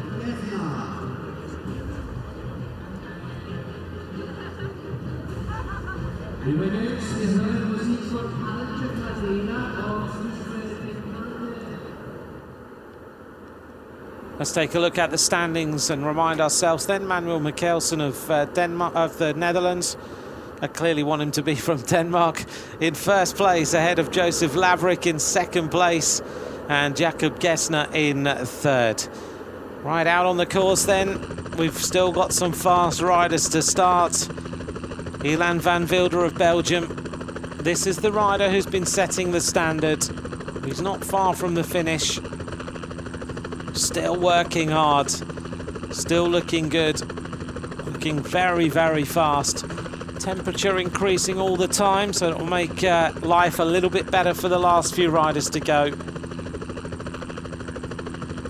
And Van Wilder wants to try and topple his teammate Remco Evenepoel, who clearly is the race favourite of this individual time trial. Evenepoel already has got almost mystique around him. They say he's a new Eddie Merckx. That's already the tagline. Today there's a whole page on that rider who's going to start last in L'Equipe. The arrival of Van Wilder then. He is going to put a good time here, but is it going to be enough? Still quite a long way to go to the finish. He's been cheered on by the coach there in the background. Van Wilder, well, he looked good in the intermediate split, but has he lost some time on the run into the finish to Mickelson, who clearly was rapid over the top and in the descent? Van Wilder is losing a bit of time here, but it looks like he's going to go to the top of the leaderboard. Julianne Van Wilder of Belgium sprinting hard. Is he going to do it? It looks like it's going to be around 10 seconds. Van Wilder does it, 9.57 seconds, 47.1 kilometers an hour. That's a sparkling time trial.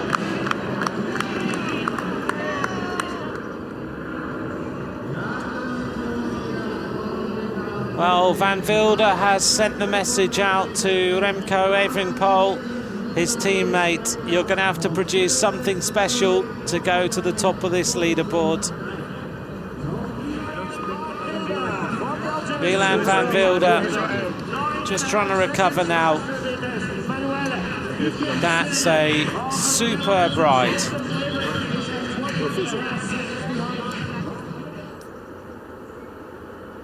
These are the standings now. Julianne Van Wilder of Belgium, Manuel Mickelson of the Netherlands, and Joseph Lavery of Great Britain. The top three so far.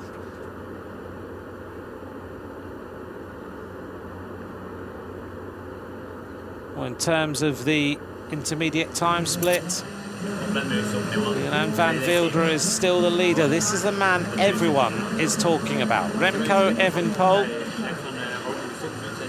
A whole page in L'Equipe today on this rider.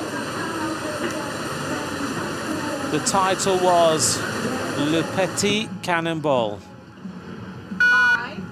Jakob Hinskal Madsen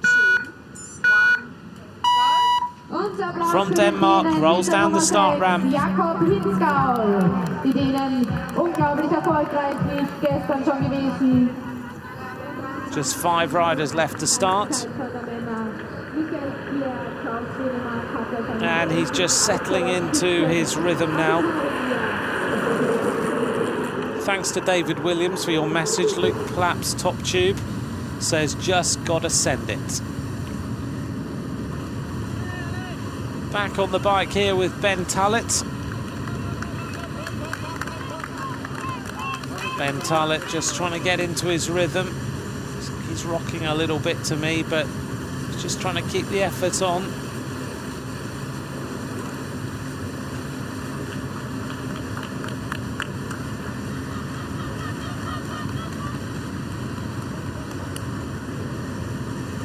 Tullett spinning along nicely. Took the world title at the beginning of this season.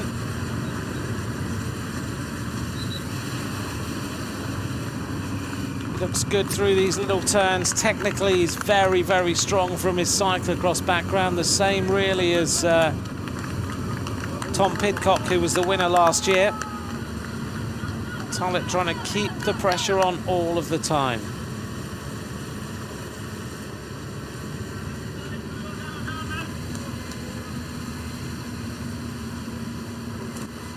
Tullett with the Aero overshoes, a little bit shorter than many ride with them. Riding on that Ridley time trial bike, similar to the machines he rides as a cyclocross rider, the same manufacturer. Michael Garrison now about to get started. From the United States of America, member of the Holowescu Citadel team. 10 seconds. 5, 4, 3, 2, 1, go. All the best. Underway then for Michael Garrison. The United States have done very well in this time trial previously. Brandon McNulty, the winner in 2016. Ian Garrison was the bronze medalist in that year as well. McNulty took a bronze in 2015, and our best wishes to Adrian Costa in 2015 and 14. He was the silver medalist and victim of that big accident recently, and all our best wishes go to him.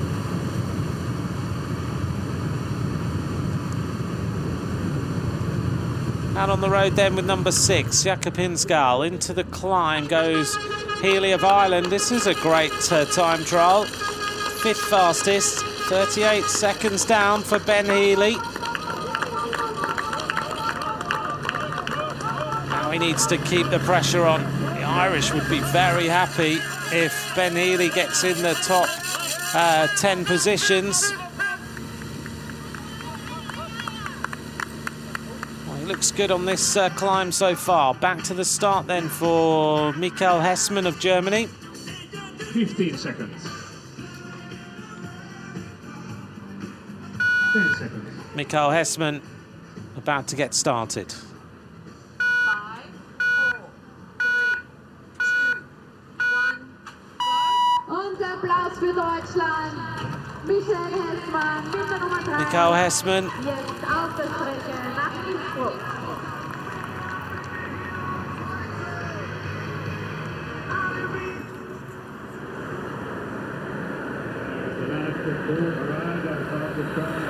And Hesseman goes out of the start.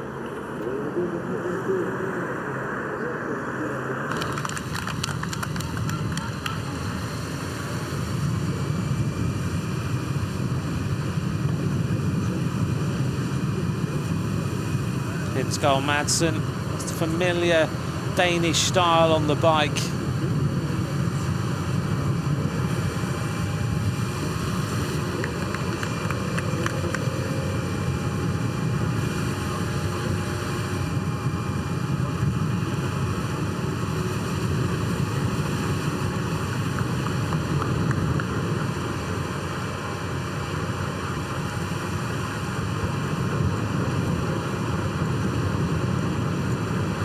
Tell the speed this Danish rider is moving at. Looks good so far.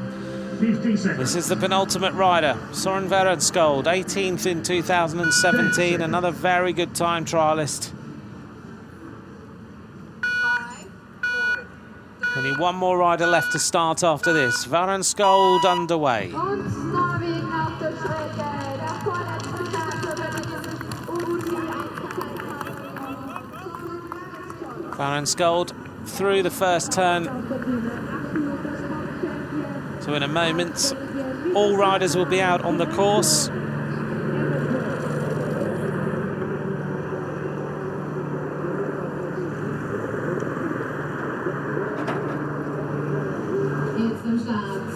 And here's the start then of the rider that we've all been waiting to see, getting himself ready. The focus is on now.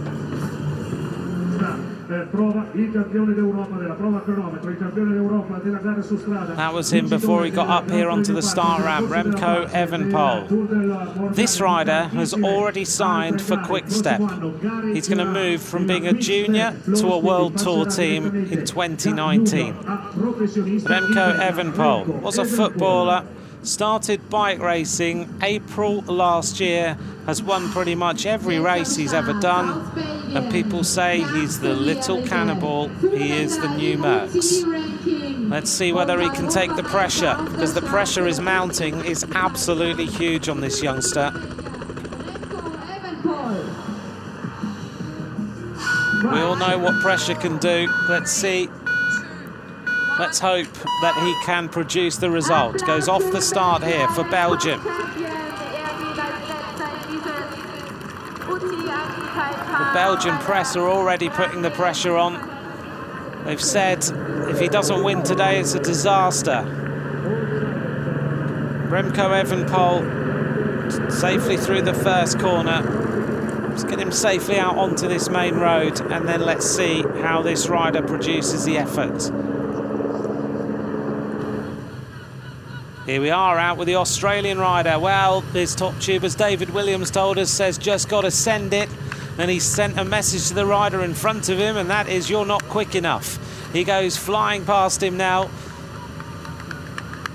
This Australian rider, what has he got? He looks good. He's caught the rider in front, Guillaume Mota of Portugal, who's no slouch when it comes to a time trial. So for Australian fans, he's coming in towards the intermediate time split, and let's see what sort of time he has produced. This is the Australian youngster. Look at this. He's got the fastest time, 19.77 seconds faster for Lucas Platt of Australia. It's on for him. Now he needs to really cruise up to the top of this climb. Lucas Platt unseats Ilan van Wilder, who was second in the European Championships, to Remco Evenepoel. Australia, new best time at 18.1 kilometres. Lucas Platt, top of the leaderboards.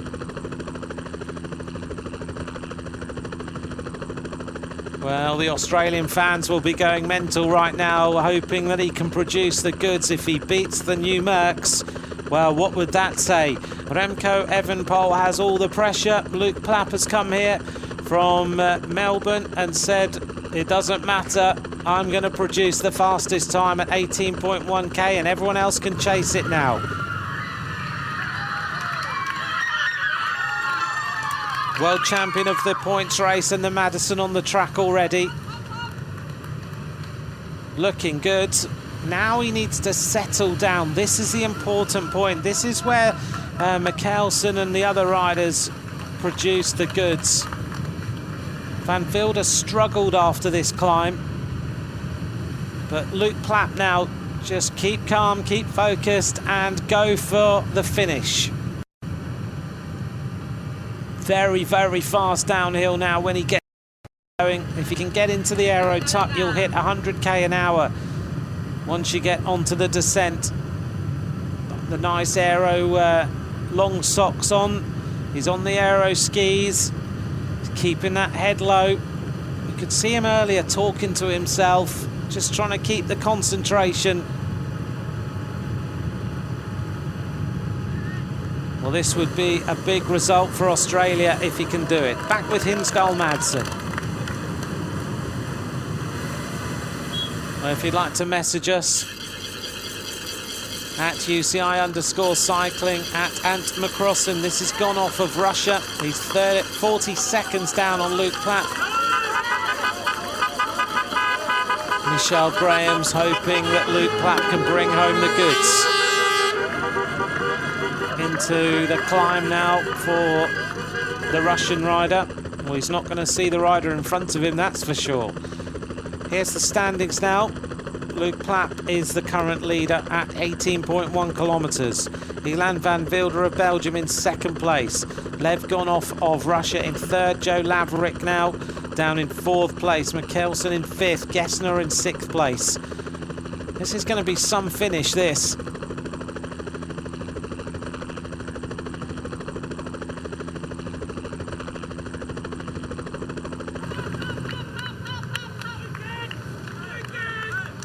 Back with the Australian rider. He also took a bronze in the World Championships with Blake Quick, Matthew Rice and Luke White in the team pursuit.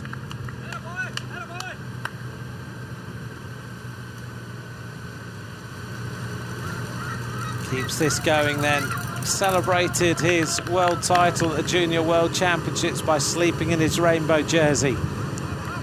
That's what dreams are made of. Hinskull Madsen going round the turns here. Got to take the lines. Got to cut the corners. Like Mikael Bjerg said yesterday, he knew exactly every twist, every turn. He had ridden the course 10 times before he rode it yesterday.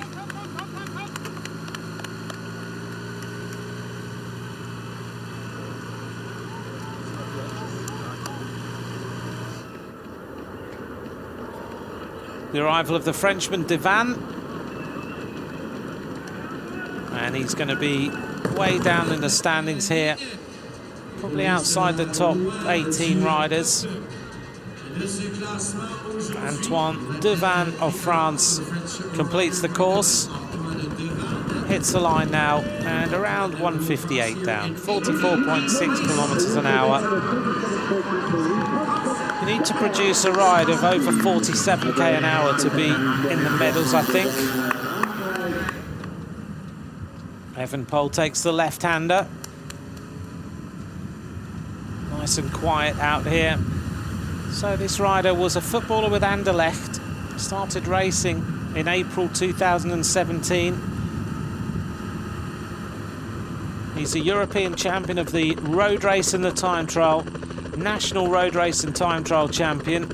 He's won Kuurne, Brussels-Kuurne, Grand Prix Morbihan. He rode the 23 kilometres in the European Championships in 29 minutes 51 seconds. He beat Van Wilder by 24 seconds on that day. He has a really aggressive style. And as far as Quick-Step are concerned, he's worth signing and worth putting in the World Tour now. Head right down on the forearms, so aerodynamic.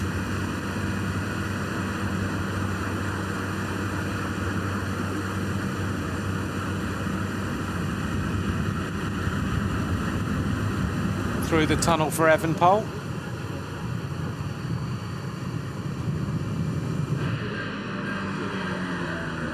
Into the climb for the next rider. This is the Ukrainian rider, Ruslan Koshevoy. Just behind him, though, is Piccolo of Italy. And Piccolo has gone into second place, just 10 seconds down on Luke Platt, who, as Charles Malsop reminds me, has already won the time trial in Oceania and the Australian Championships, as well as his world titles. So things are changing. Luke Platt of Australia, top of the leaderboard at 18k. Andreea Piccolo of Italy in second place. Ilan Van Wilder now down into third. And a little while ago we thought that Mickelson and Laverick's times were really hard to beat, but they're 40 odd seconds back now.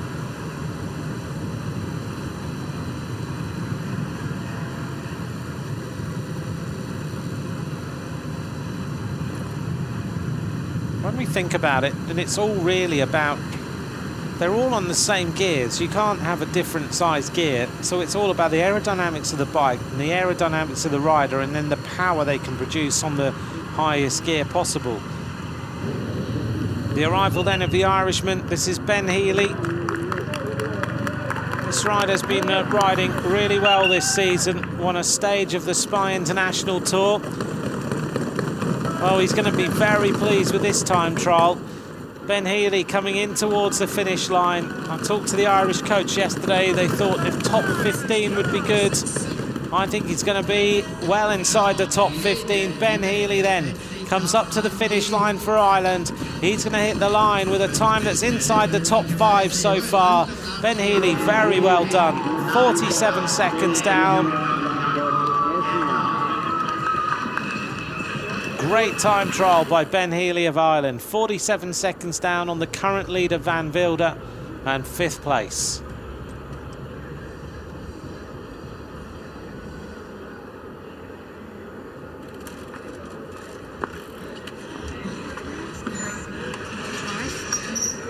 In the background, Ben Tullett, who has finished, and he's down the classification. Didn't have the best day for a time trial. 22nd place. The current standings then, Van Wilder leads.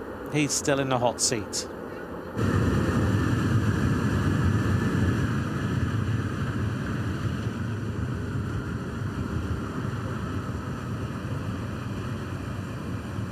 So Andreea Piccolo onto the descent, goes flying past the rider he's caught, Ruslan Koshevoy, which means he's on a really good ride now. Andreea Piccolo, second fastest at that split. You just got to keep the pressure on now. Keep thinking about keeping the pressure on the pedals. This is the Dutch rider. And this is Lenser. It's going to be outside the top 10.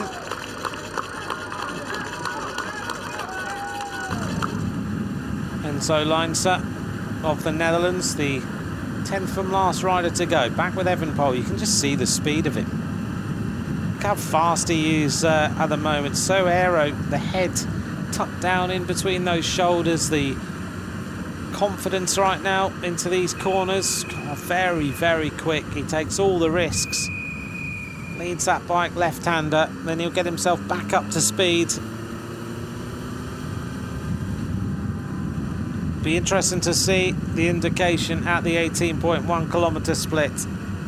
But the work rate is massive. You can just see a piston-like the way he pedals at the moment. Remco Evenepoel, everyone in world cycling has been talking about him as far as the way he's been producing performances.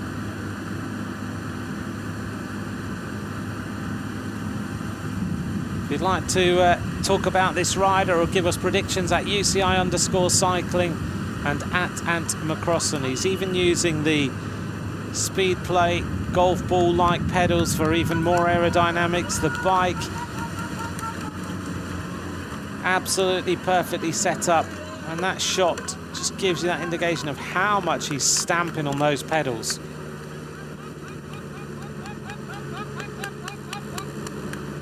On to the next little rise.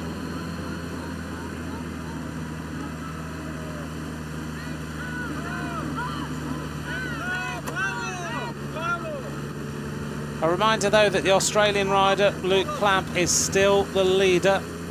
Won't be long till he arrives at the finish line. Barmer of Switzerland comes through with the time 41 seconds down. Won't be long until Luke Platt arrives at the finish.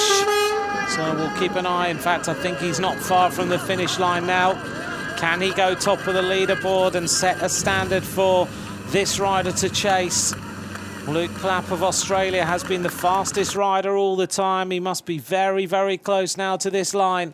Can he do it? Here he comes. I think this is him.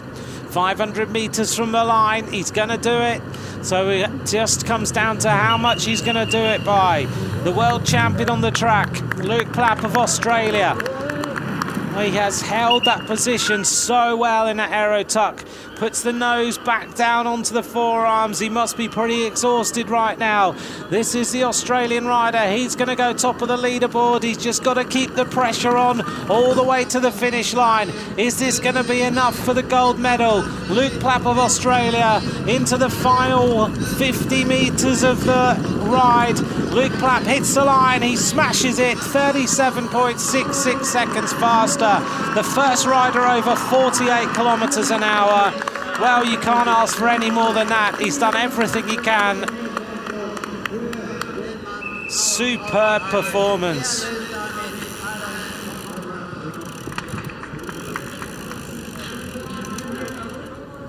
He looked so good all the time. Kept himself in that aero tuck. You can see just how much this is hurting. Now it's all about whether Remco Evenepoel can beat him. It will be very hard for most of the riders in this field to go faster than that. 48 kilometres an hour. He went out as a test run for his mate Remco. Innsbruck Madsen back with the Danish rider.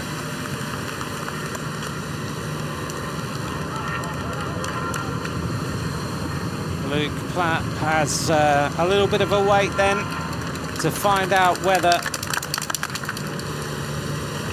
it's possible for Evenepoel to go quicker. We'll get the first indication at 18.1 kilometres. This is Hinskjold Madsen of Denmark coming into the climb now for the intermediate time split. And we'll see how he's doing. Well, he's certainly there or thereabouts. Fourth fastest time for the Danish rider. 25.8 seconds. Remember, the Italian Andreea Piccolo is just 10 seconds down at the 18-kilometre split, and we know he's caught the rider in front.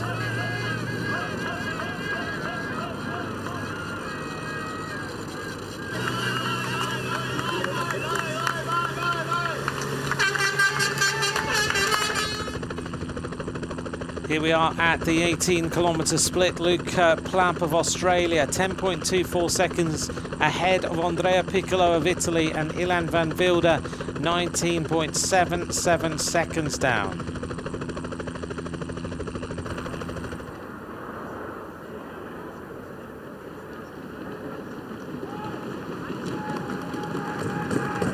Gone off of Russia coming in.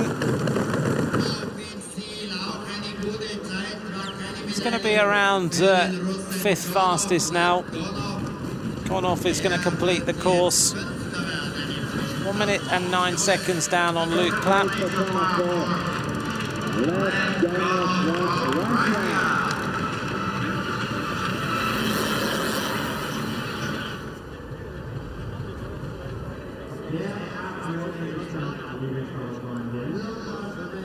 So we've got 13 riders now to finish.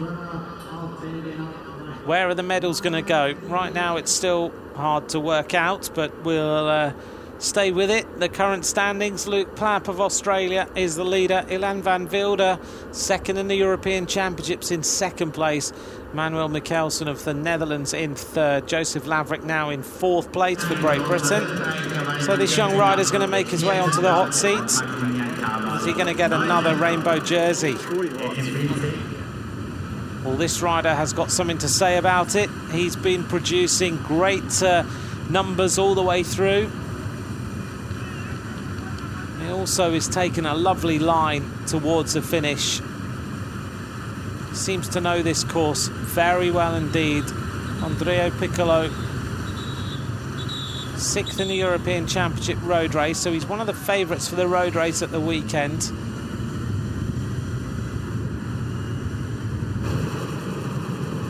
Into the aero tuck. You cannot go any faster pedalling on this section. You just simply have to get into the aero tuck.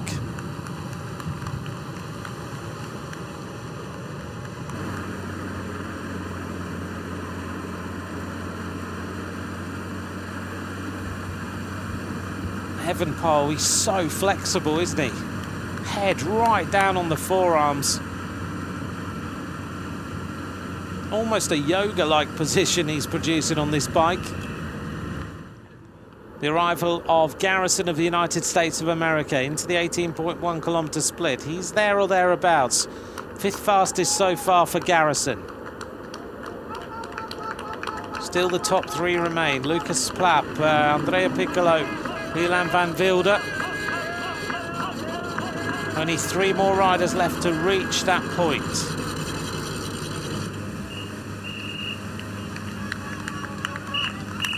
Next rider to reach there will be Mikhail Hesseman, then Soren Verenskold, and then this rider, Remco Evenepoel. Quite a lot of discussion about moving him from a junior straight into a World Tour team, but I know some of the World Tour teams feel that they'd rather spot these talented youngsters, bring them into the squads, and not have them riding loads of races with other teams that they wouldn't agree with. The talent systems in World Tour teams is developing all the time now. Right, the arrival of the Italian rider. Let's see what he's got. Not got the clock on him yet as he makes his way towards the line. Well, he's running out of road, but he is going to be onto the hot seats, I think. Andreea Piccolo making his way to the finish. The time to beat has gone by, 34:38.90. This is one of the riders who has been challenging Platt all the way along the course. He's going to come into the finish. He's going to go second fastest. Second fastest for Piccolo of Italy, 13.96 down.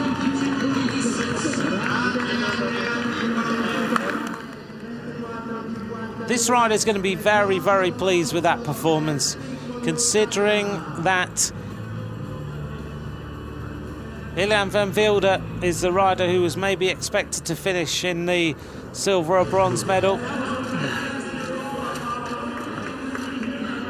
Fantastic time trial by Andreea Piccolo. So it moves the hot seats around again. Luke Platt of Australia still the leader. Andreea Piccolo of Italy in second place, and Ilan van Wilder of Belgium in third. The arrival of Hesseman of Germany. Third fastest time at the intermediate split.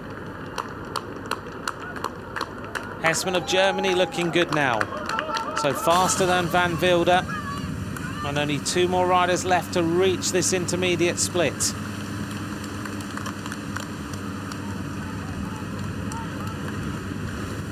Well, Van Wilder is dropping away a little bit, I think, in terms of the overall, if these times translate to the finish, as we see Søren Verenskold approaching the climb.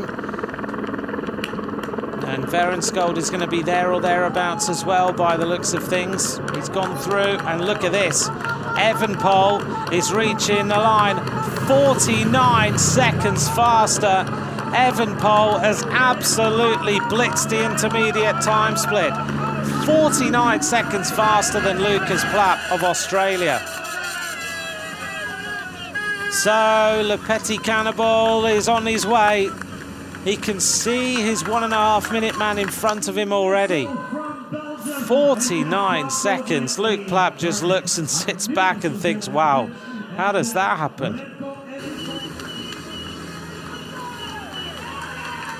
So this Belgian rider, all the build-up, everything that's been said about him is, well, it's not affecting him at all. In fact, it's driving him to be even quicker. Remco Evenepoel of Belgium, 49.6 seconds faster than Luke Platt in second place. Andreea Piccolo in third, 59 seconds down. That's the standings at 18 kilometres. They won't change now. So Evenepoel, he just pretty much has to stay on his bike, doesn't he? Dutch rider, Leinster of the orange squad, comes into the finish, 1:44.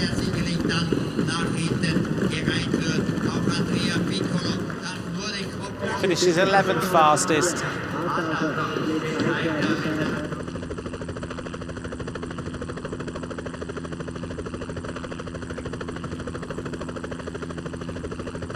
Well, Evenepoel has got something to chase all the time here. He can see Søren Verenskold in front of him, and he's just pouring down on him. Look at the speed. Verenskold's going as fast as he possibly can. And Evenepoel right now into that aero tuck. Just aerodynamically is so fast. You can see he's just coming back at the rider in front of him, the Norwegian. And Verenskold is a really good rider.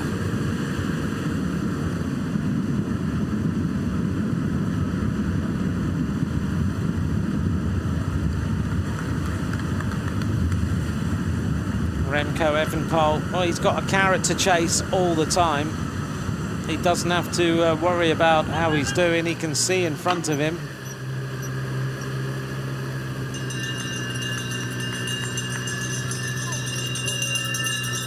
This is the rider from the USA chasing a medal right now. To me, the medals potentially could be going to Australia, Italy and Belgium, but you just don't know what might happen on the run-in. Rodriguez of Spain completing this individual time trial of 27.7 kilometres. Rodriguez is going to be inside the top 15 maybe, just as he hits the line. 15th place, 2 minutes 2.25.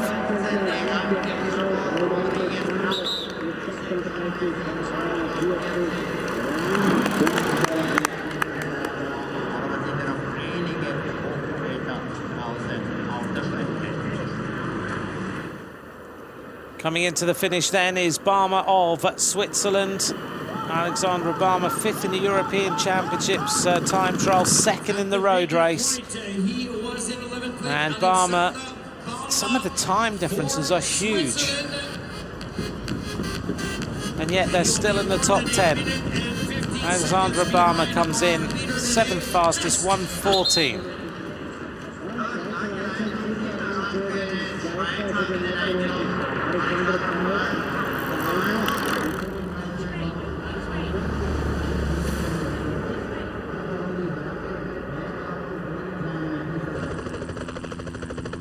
Evenepoel catches the rider in front of him.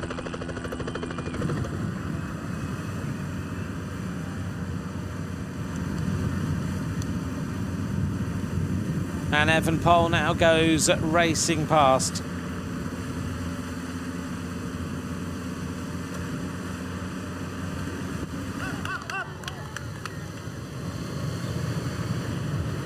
This is Hesseman. He's certainly got a chance here if he can just keep the pressure on.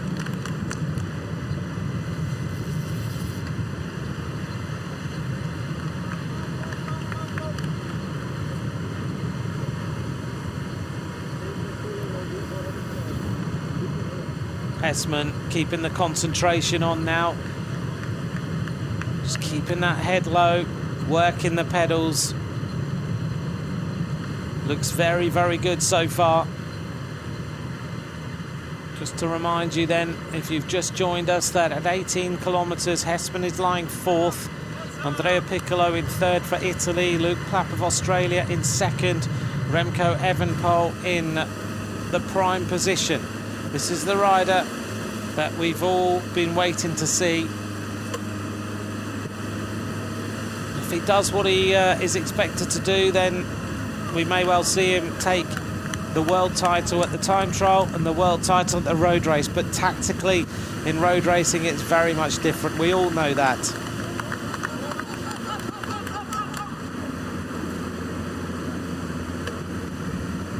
Evenepoel takes the right-hand section to go through that roundabout.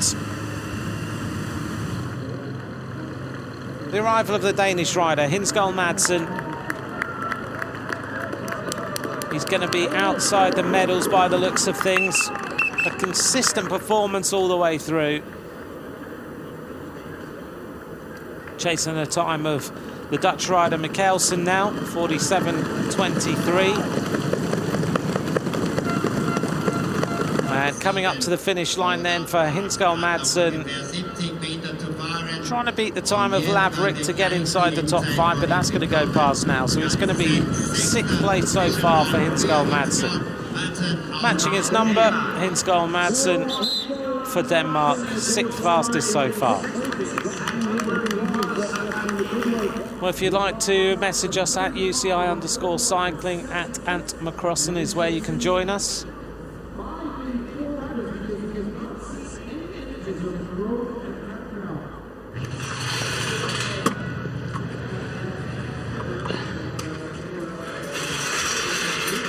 Just trying to recover there. Let's take a look at the current standings here at the finish in the hot seats. Luke Platt, the leader, 13 seconds faster than Andreea Piccolo, and Ilan van Wilder of Belgium in third place.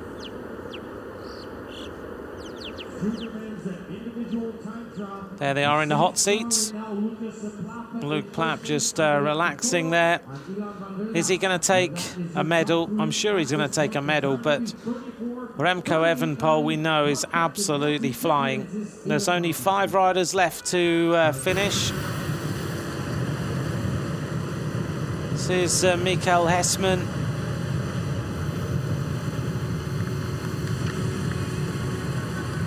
Funny, you have to take the balance here. Can you pedal anymore, or do you just go into the aero tuck?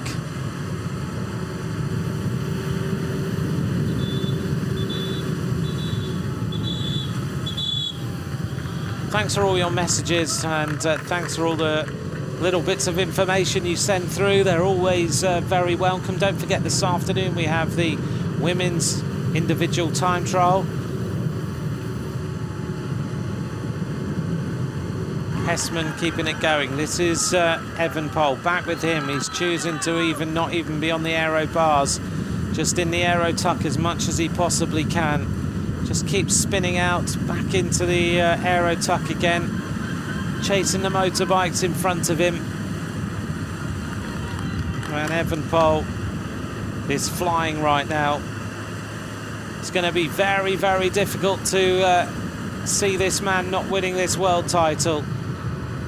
This is Soren Verenskold, who's already been caught by the young Belgian rider.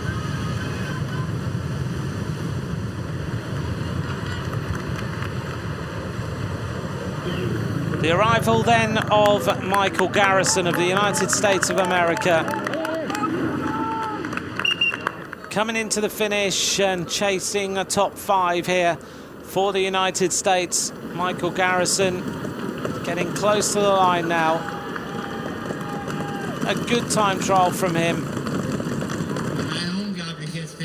He's going to be outside maybe the top 6, but hopefully a top 10 position for him. Michael Garrison, 4th from last to go, and he hits the line now to complete the course in 1:09.29 down on Luke Platt of Australia. Time of 35:48.19. The arrival then of the German rider. This is Mikhail Hesseman. He's chasing a medal. Is he going to put himself in the hot seats here? The time he is looking at, it's gone past for Luke Platt, and now he's chasing Piccolo, and I think he'll end up chasing the time of Ilan van Wilder. So the silver medal goes past. Now he's chasing the bronze medal position. Mikhail Hesseman of Germany into the finish line. He's going to stop the clock, and he's going to go 3rd fastest so far. Hesseman 24 seconds down, but we all know what that means. He's probably going to end up 4th. The next rider to finish will be Remco Evenepoel. Here he comes, wearing number 1 as the European champion and European road race champion, Remco Evenepoel.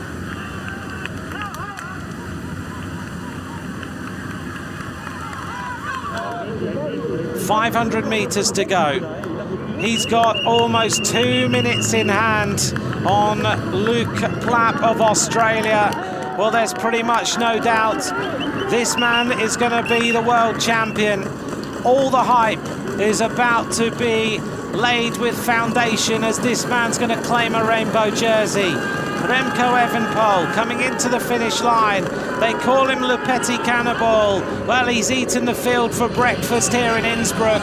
Here he comes now. Remco Evenepoel will be the world champion. He celebrates. He absolutely blitzes it out of sight. 1:23, 50 kilometers an hour for a junior time trial. What an absolutely spectacular win by Remco Evenepoel. 1:23. Ferenc Skold comes into the finish. He's going to finish in 5th place.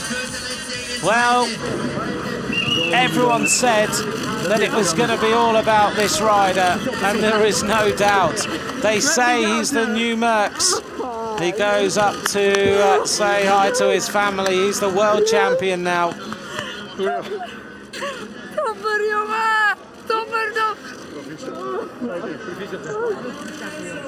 All his family and his fans have been outside my commentary box throughout this entire race. Very well done. Superb race.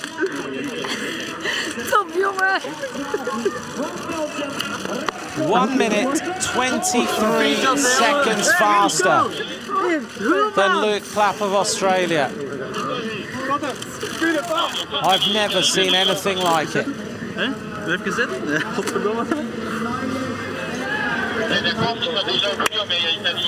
What a result by this young Belgian rider.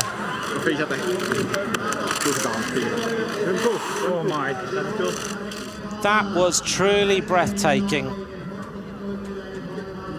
1:23 seconds faster over 27.7 kilometers on restricted junior gears. An average speed of 50 kilometers an hour.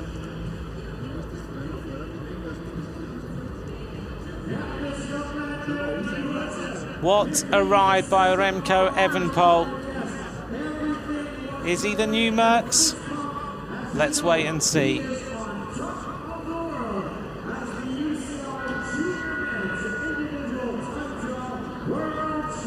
Remco Evenepoel takes the gold, silver medal to Luke Platt of Australia.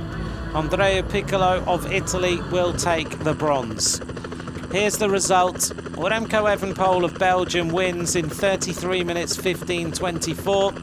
Luke Platt of Australia takes the silver medal, 1 minute 23 down. And Andreea Piccolo, a bronze medalist, 1:37. I can't believe I'm saying that. 1 minute 37 seconds down. Andreea Piccolo for the bronze medal. Well, we'll let that flick over, and the next few pages of results, you've seen something very, very special.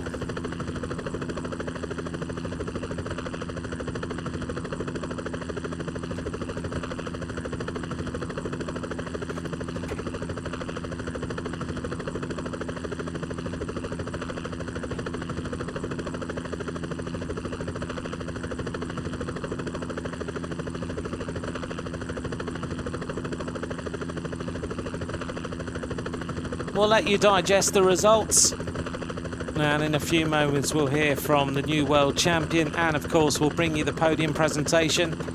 Don't forget, this afternoon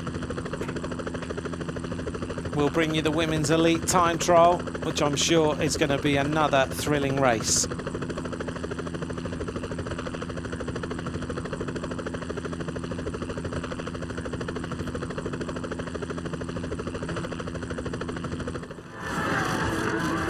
Making his way now to the interview and to the podium. Bit of emotion from Remco Evenepoel. Wacht even, waar is de kant voor jullie zo, hè? Ja, het is goed. They're just asking which way around does the flag go. Remco, hier, alsjeblieft. Rechts nog een keer. Remco, rechts. Ja, Remco, nog eens. Remco, kijk eens hier. Remco.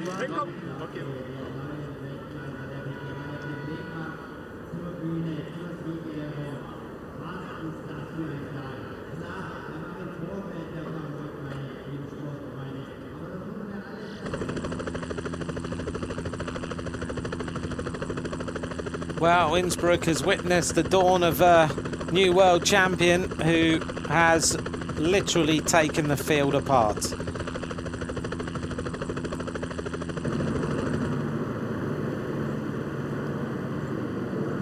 In a few moments we'll bring you the interview and the presentation, but a reminder then that Remco Evenepoel of Belgium is the world champion. Luke Platt of Australia in second place takes the silver. Andreea Piccolo of Italy will take the bronze medal.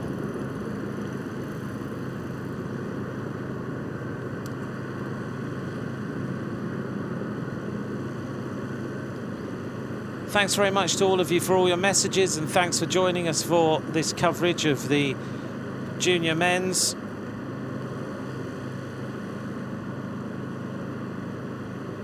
And let's hear now from the new world champion, Remco Evenepoel of Belgium. Remco, world champion, and it almost looked so easy out there. No, I worked so hard for this, and it was really my main goal, and I really wanted to take the double, and I already have won, so I'm very happy with this one. This one is the most important for me, I think, especially for Belgium also. I really wanted to win and follow up Igor, who is dead now, so it's really one for him. It's so emotional for me, because I'm very happy for to follow up Igor. It's really a dream, and for Belgium also, it's very good for the country, I guess. Take us through that effort. What was the tactic? Flat out, flat out, flat out? Actually, the first 3K, I wanted to take it not easy, but it was planned to go all out on the climbs, and from kilometer 10 on, I just got so hard as possible I can. And I guess it worked. I'm very happy with my result. My legs were very good. I can't believe it. It's a dream that comes true. Did you see the gap at the finish? Because you beat the second by 1 minute 23 seconds. Oh, it's very good. I said it. I worked so hard for this, and it's nice when the hard work pays off.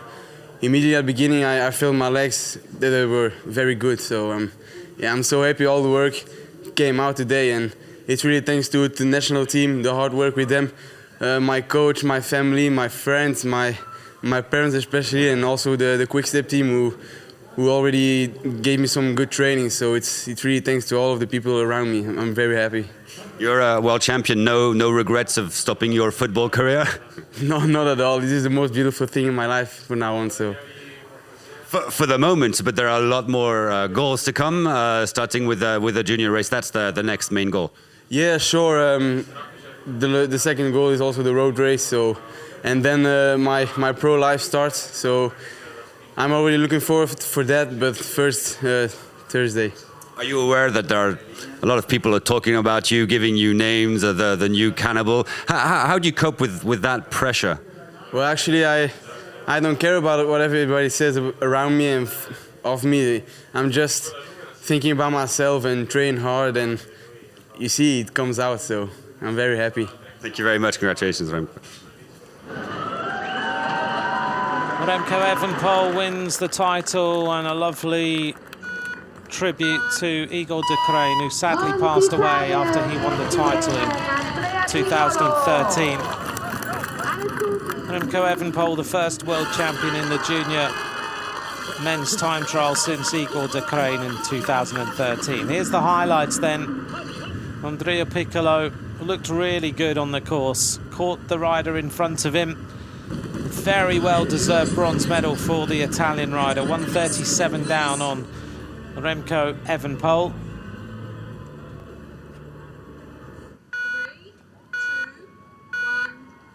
Well, this rider was talked a lot, and he had a lot of Australian fans rooting for him today. Luke Platt out on the course, he looked great, talking to himself, just giving himself the encouragement. World champion on the track, caught the rider in front of him.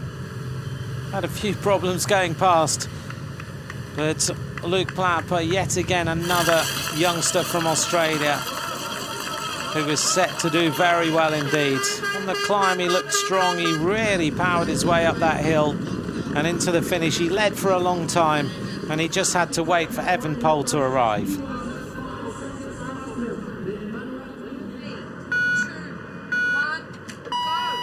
Hype surrounding this young Belgian. He went off the start ramp wearing number 1, and as he said, clearly not thinking about anyone but himself. Out on the course, he just looked super, super quick. Head right down, staying in the aero tuck, trying to stay as low as possible. At the intermediate time split, well, he was already showing he's something special. He caught the rider in front of him, who's no slouch when it comes to a time trial. He just looked like he was on a different planet today. Into the finish line, 50 kilometers an hour, he wins. Well over 1 minute of a beating of the best juniors in the world.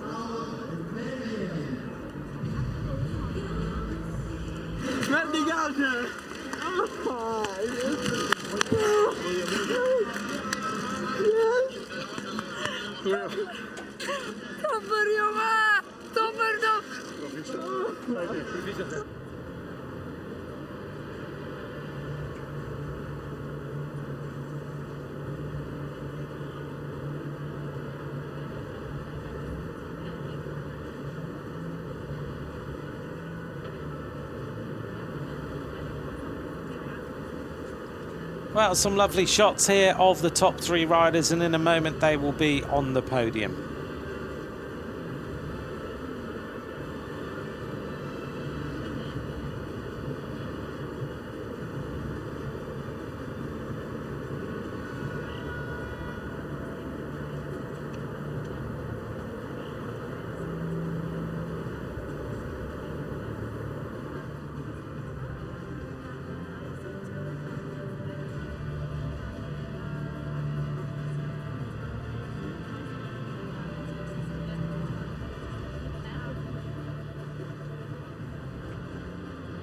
Well, an emotional finish to that time trial for this young rider. Clearly he's got a lot of family and friends round about him.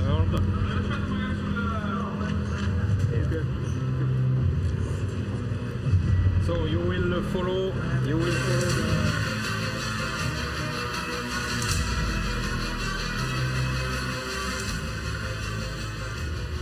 The podium presentation about to happen.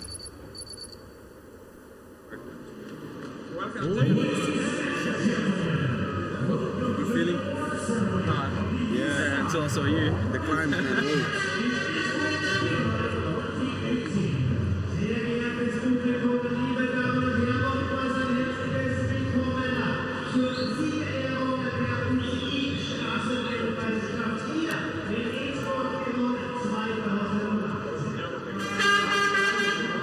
A beautiful morning here in Innsbruck. A beautiful afternoon, actually, as we look forward to welcoming these young riders onto the podium.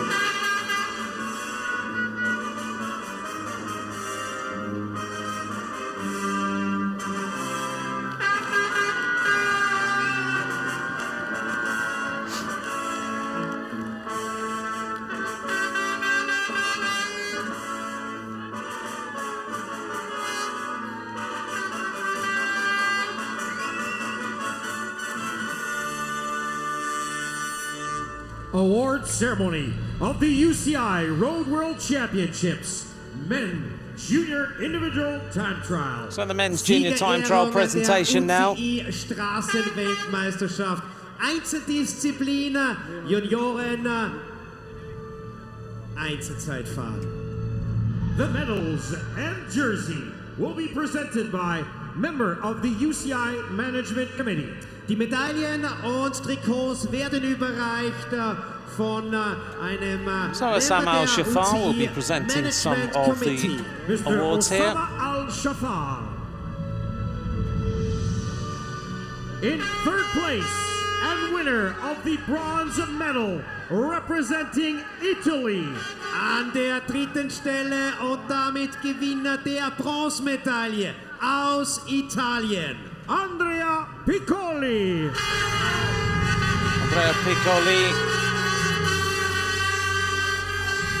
Andreea Piccolo takes the bronze medal.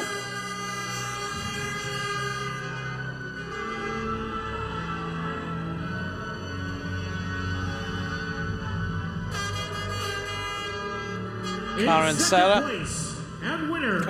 Lal of Innsbruck, the Managing Director of Tourism Innsbruck, is here to present the flowers on the stage. Good day for Australia. Lucas Platt. Luke Platt takes the silver medal.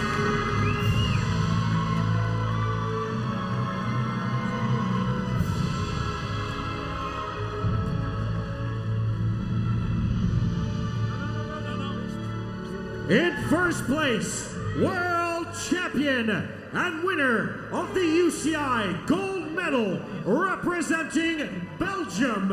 An der ersten Stelle und damit neuer Weltmeister und Gewinner der UCI Goldmedaille aus Belgien. Remco Evenepoel. World champion Remco Evenepoel.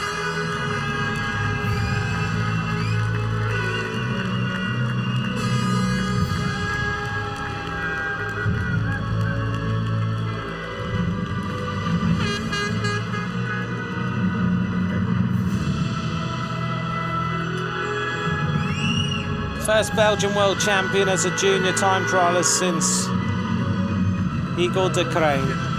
We remember him today as we see Remco Evenepoel presented with the rainbow bands.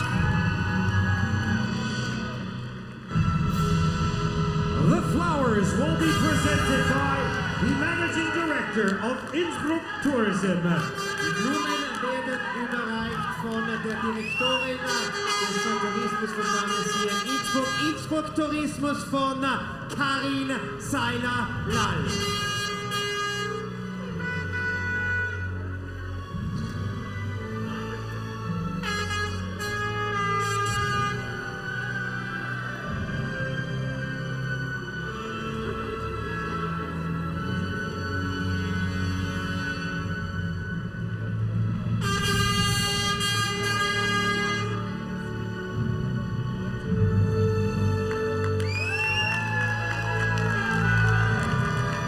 The Tissot watch will be presented by member of the UCI Management Committee.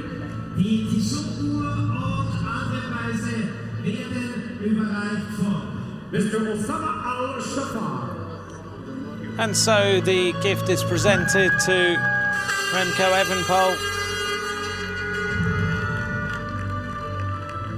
Ladies and gentlemen, in honor of our new world champion, we present the national And now anthem for the of national Belgium. anthem. Liebes Publikum, zu Ehren des neuen Weltmeisters hier die nationale Hymne von Belgien.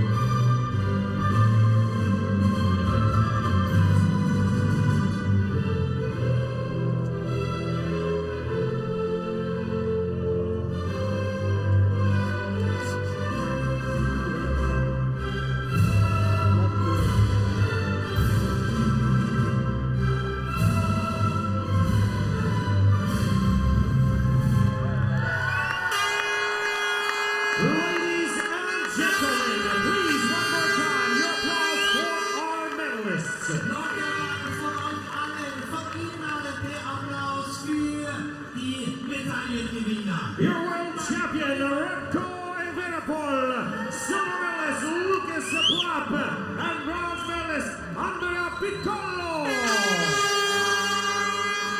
There's our podium. Great racing today by all the riders. 71 riders taken to the start, and we didn't know who the winner was going to be until right to the end. Constantly changed the hot seats. Absolutely brilliant racing.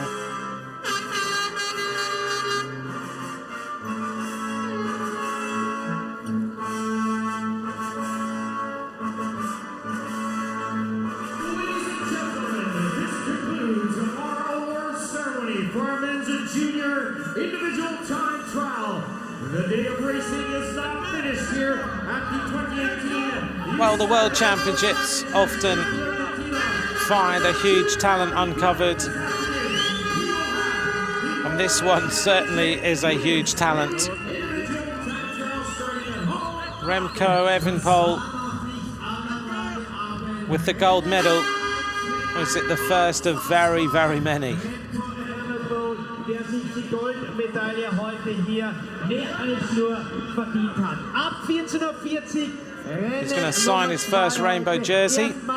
greifen die Damen ein, Elite-Damen heute hier im Einzelzeitfahren. Bis dahin verabschieden wir uns, aber es geht jetzt sofort weiter. And he's already got the smile with the signing going well. Vielen, vielen tollen Aktionen und dementsprechend freuen wir uns, wenn sich in Kürze Moderator Vito zu Wort meldet. Vorab eingebracht von der DJ Remco Evenepoel. InStyle und nochmals. There's his signature. Wird wieder spannend.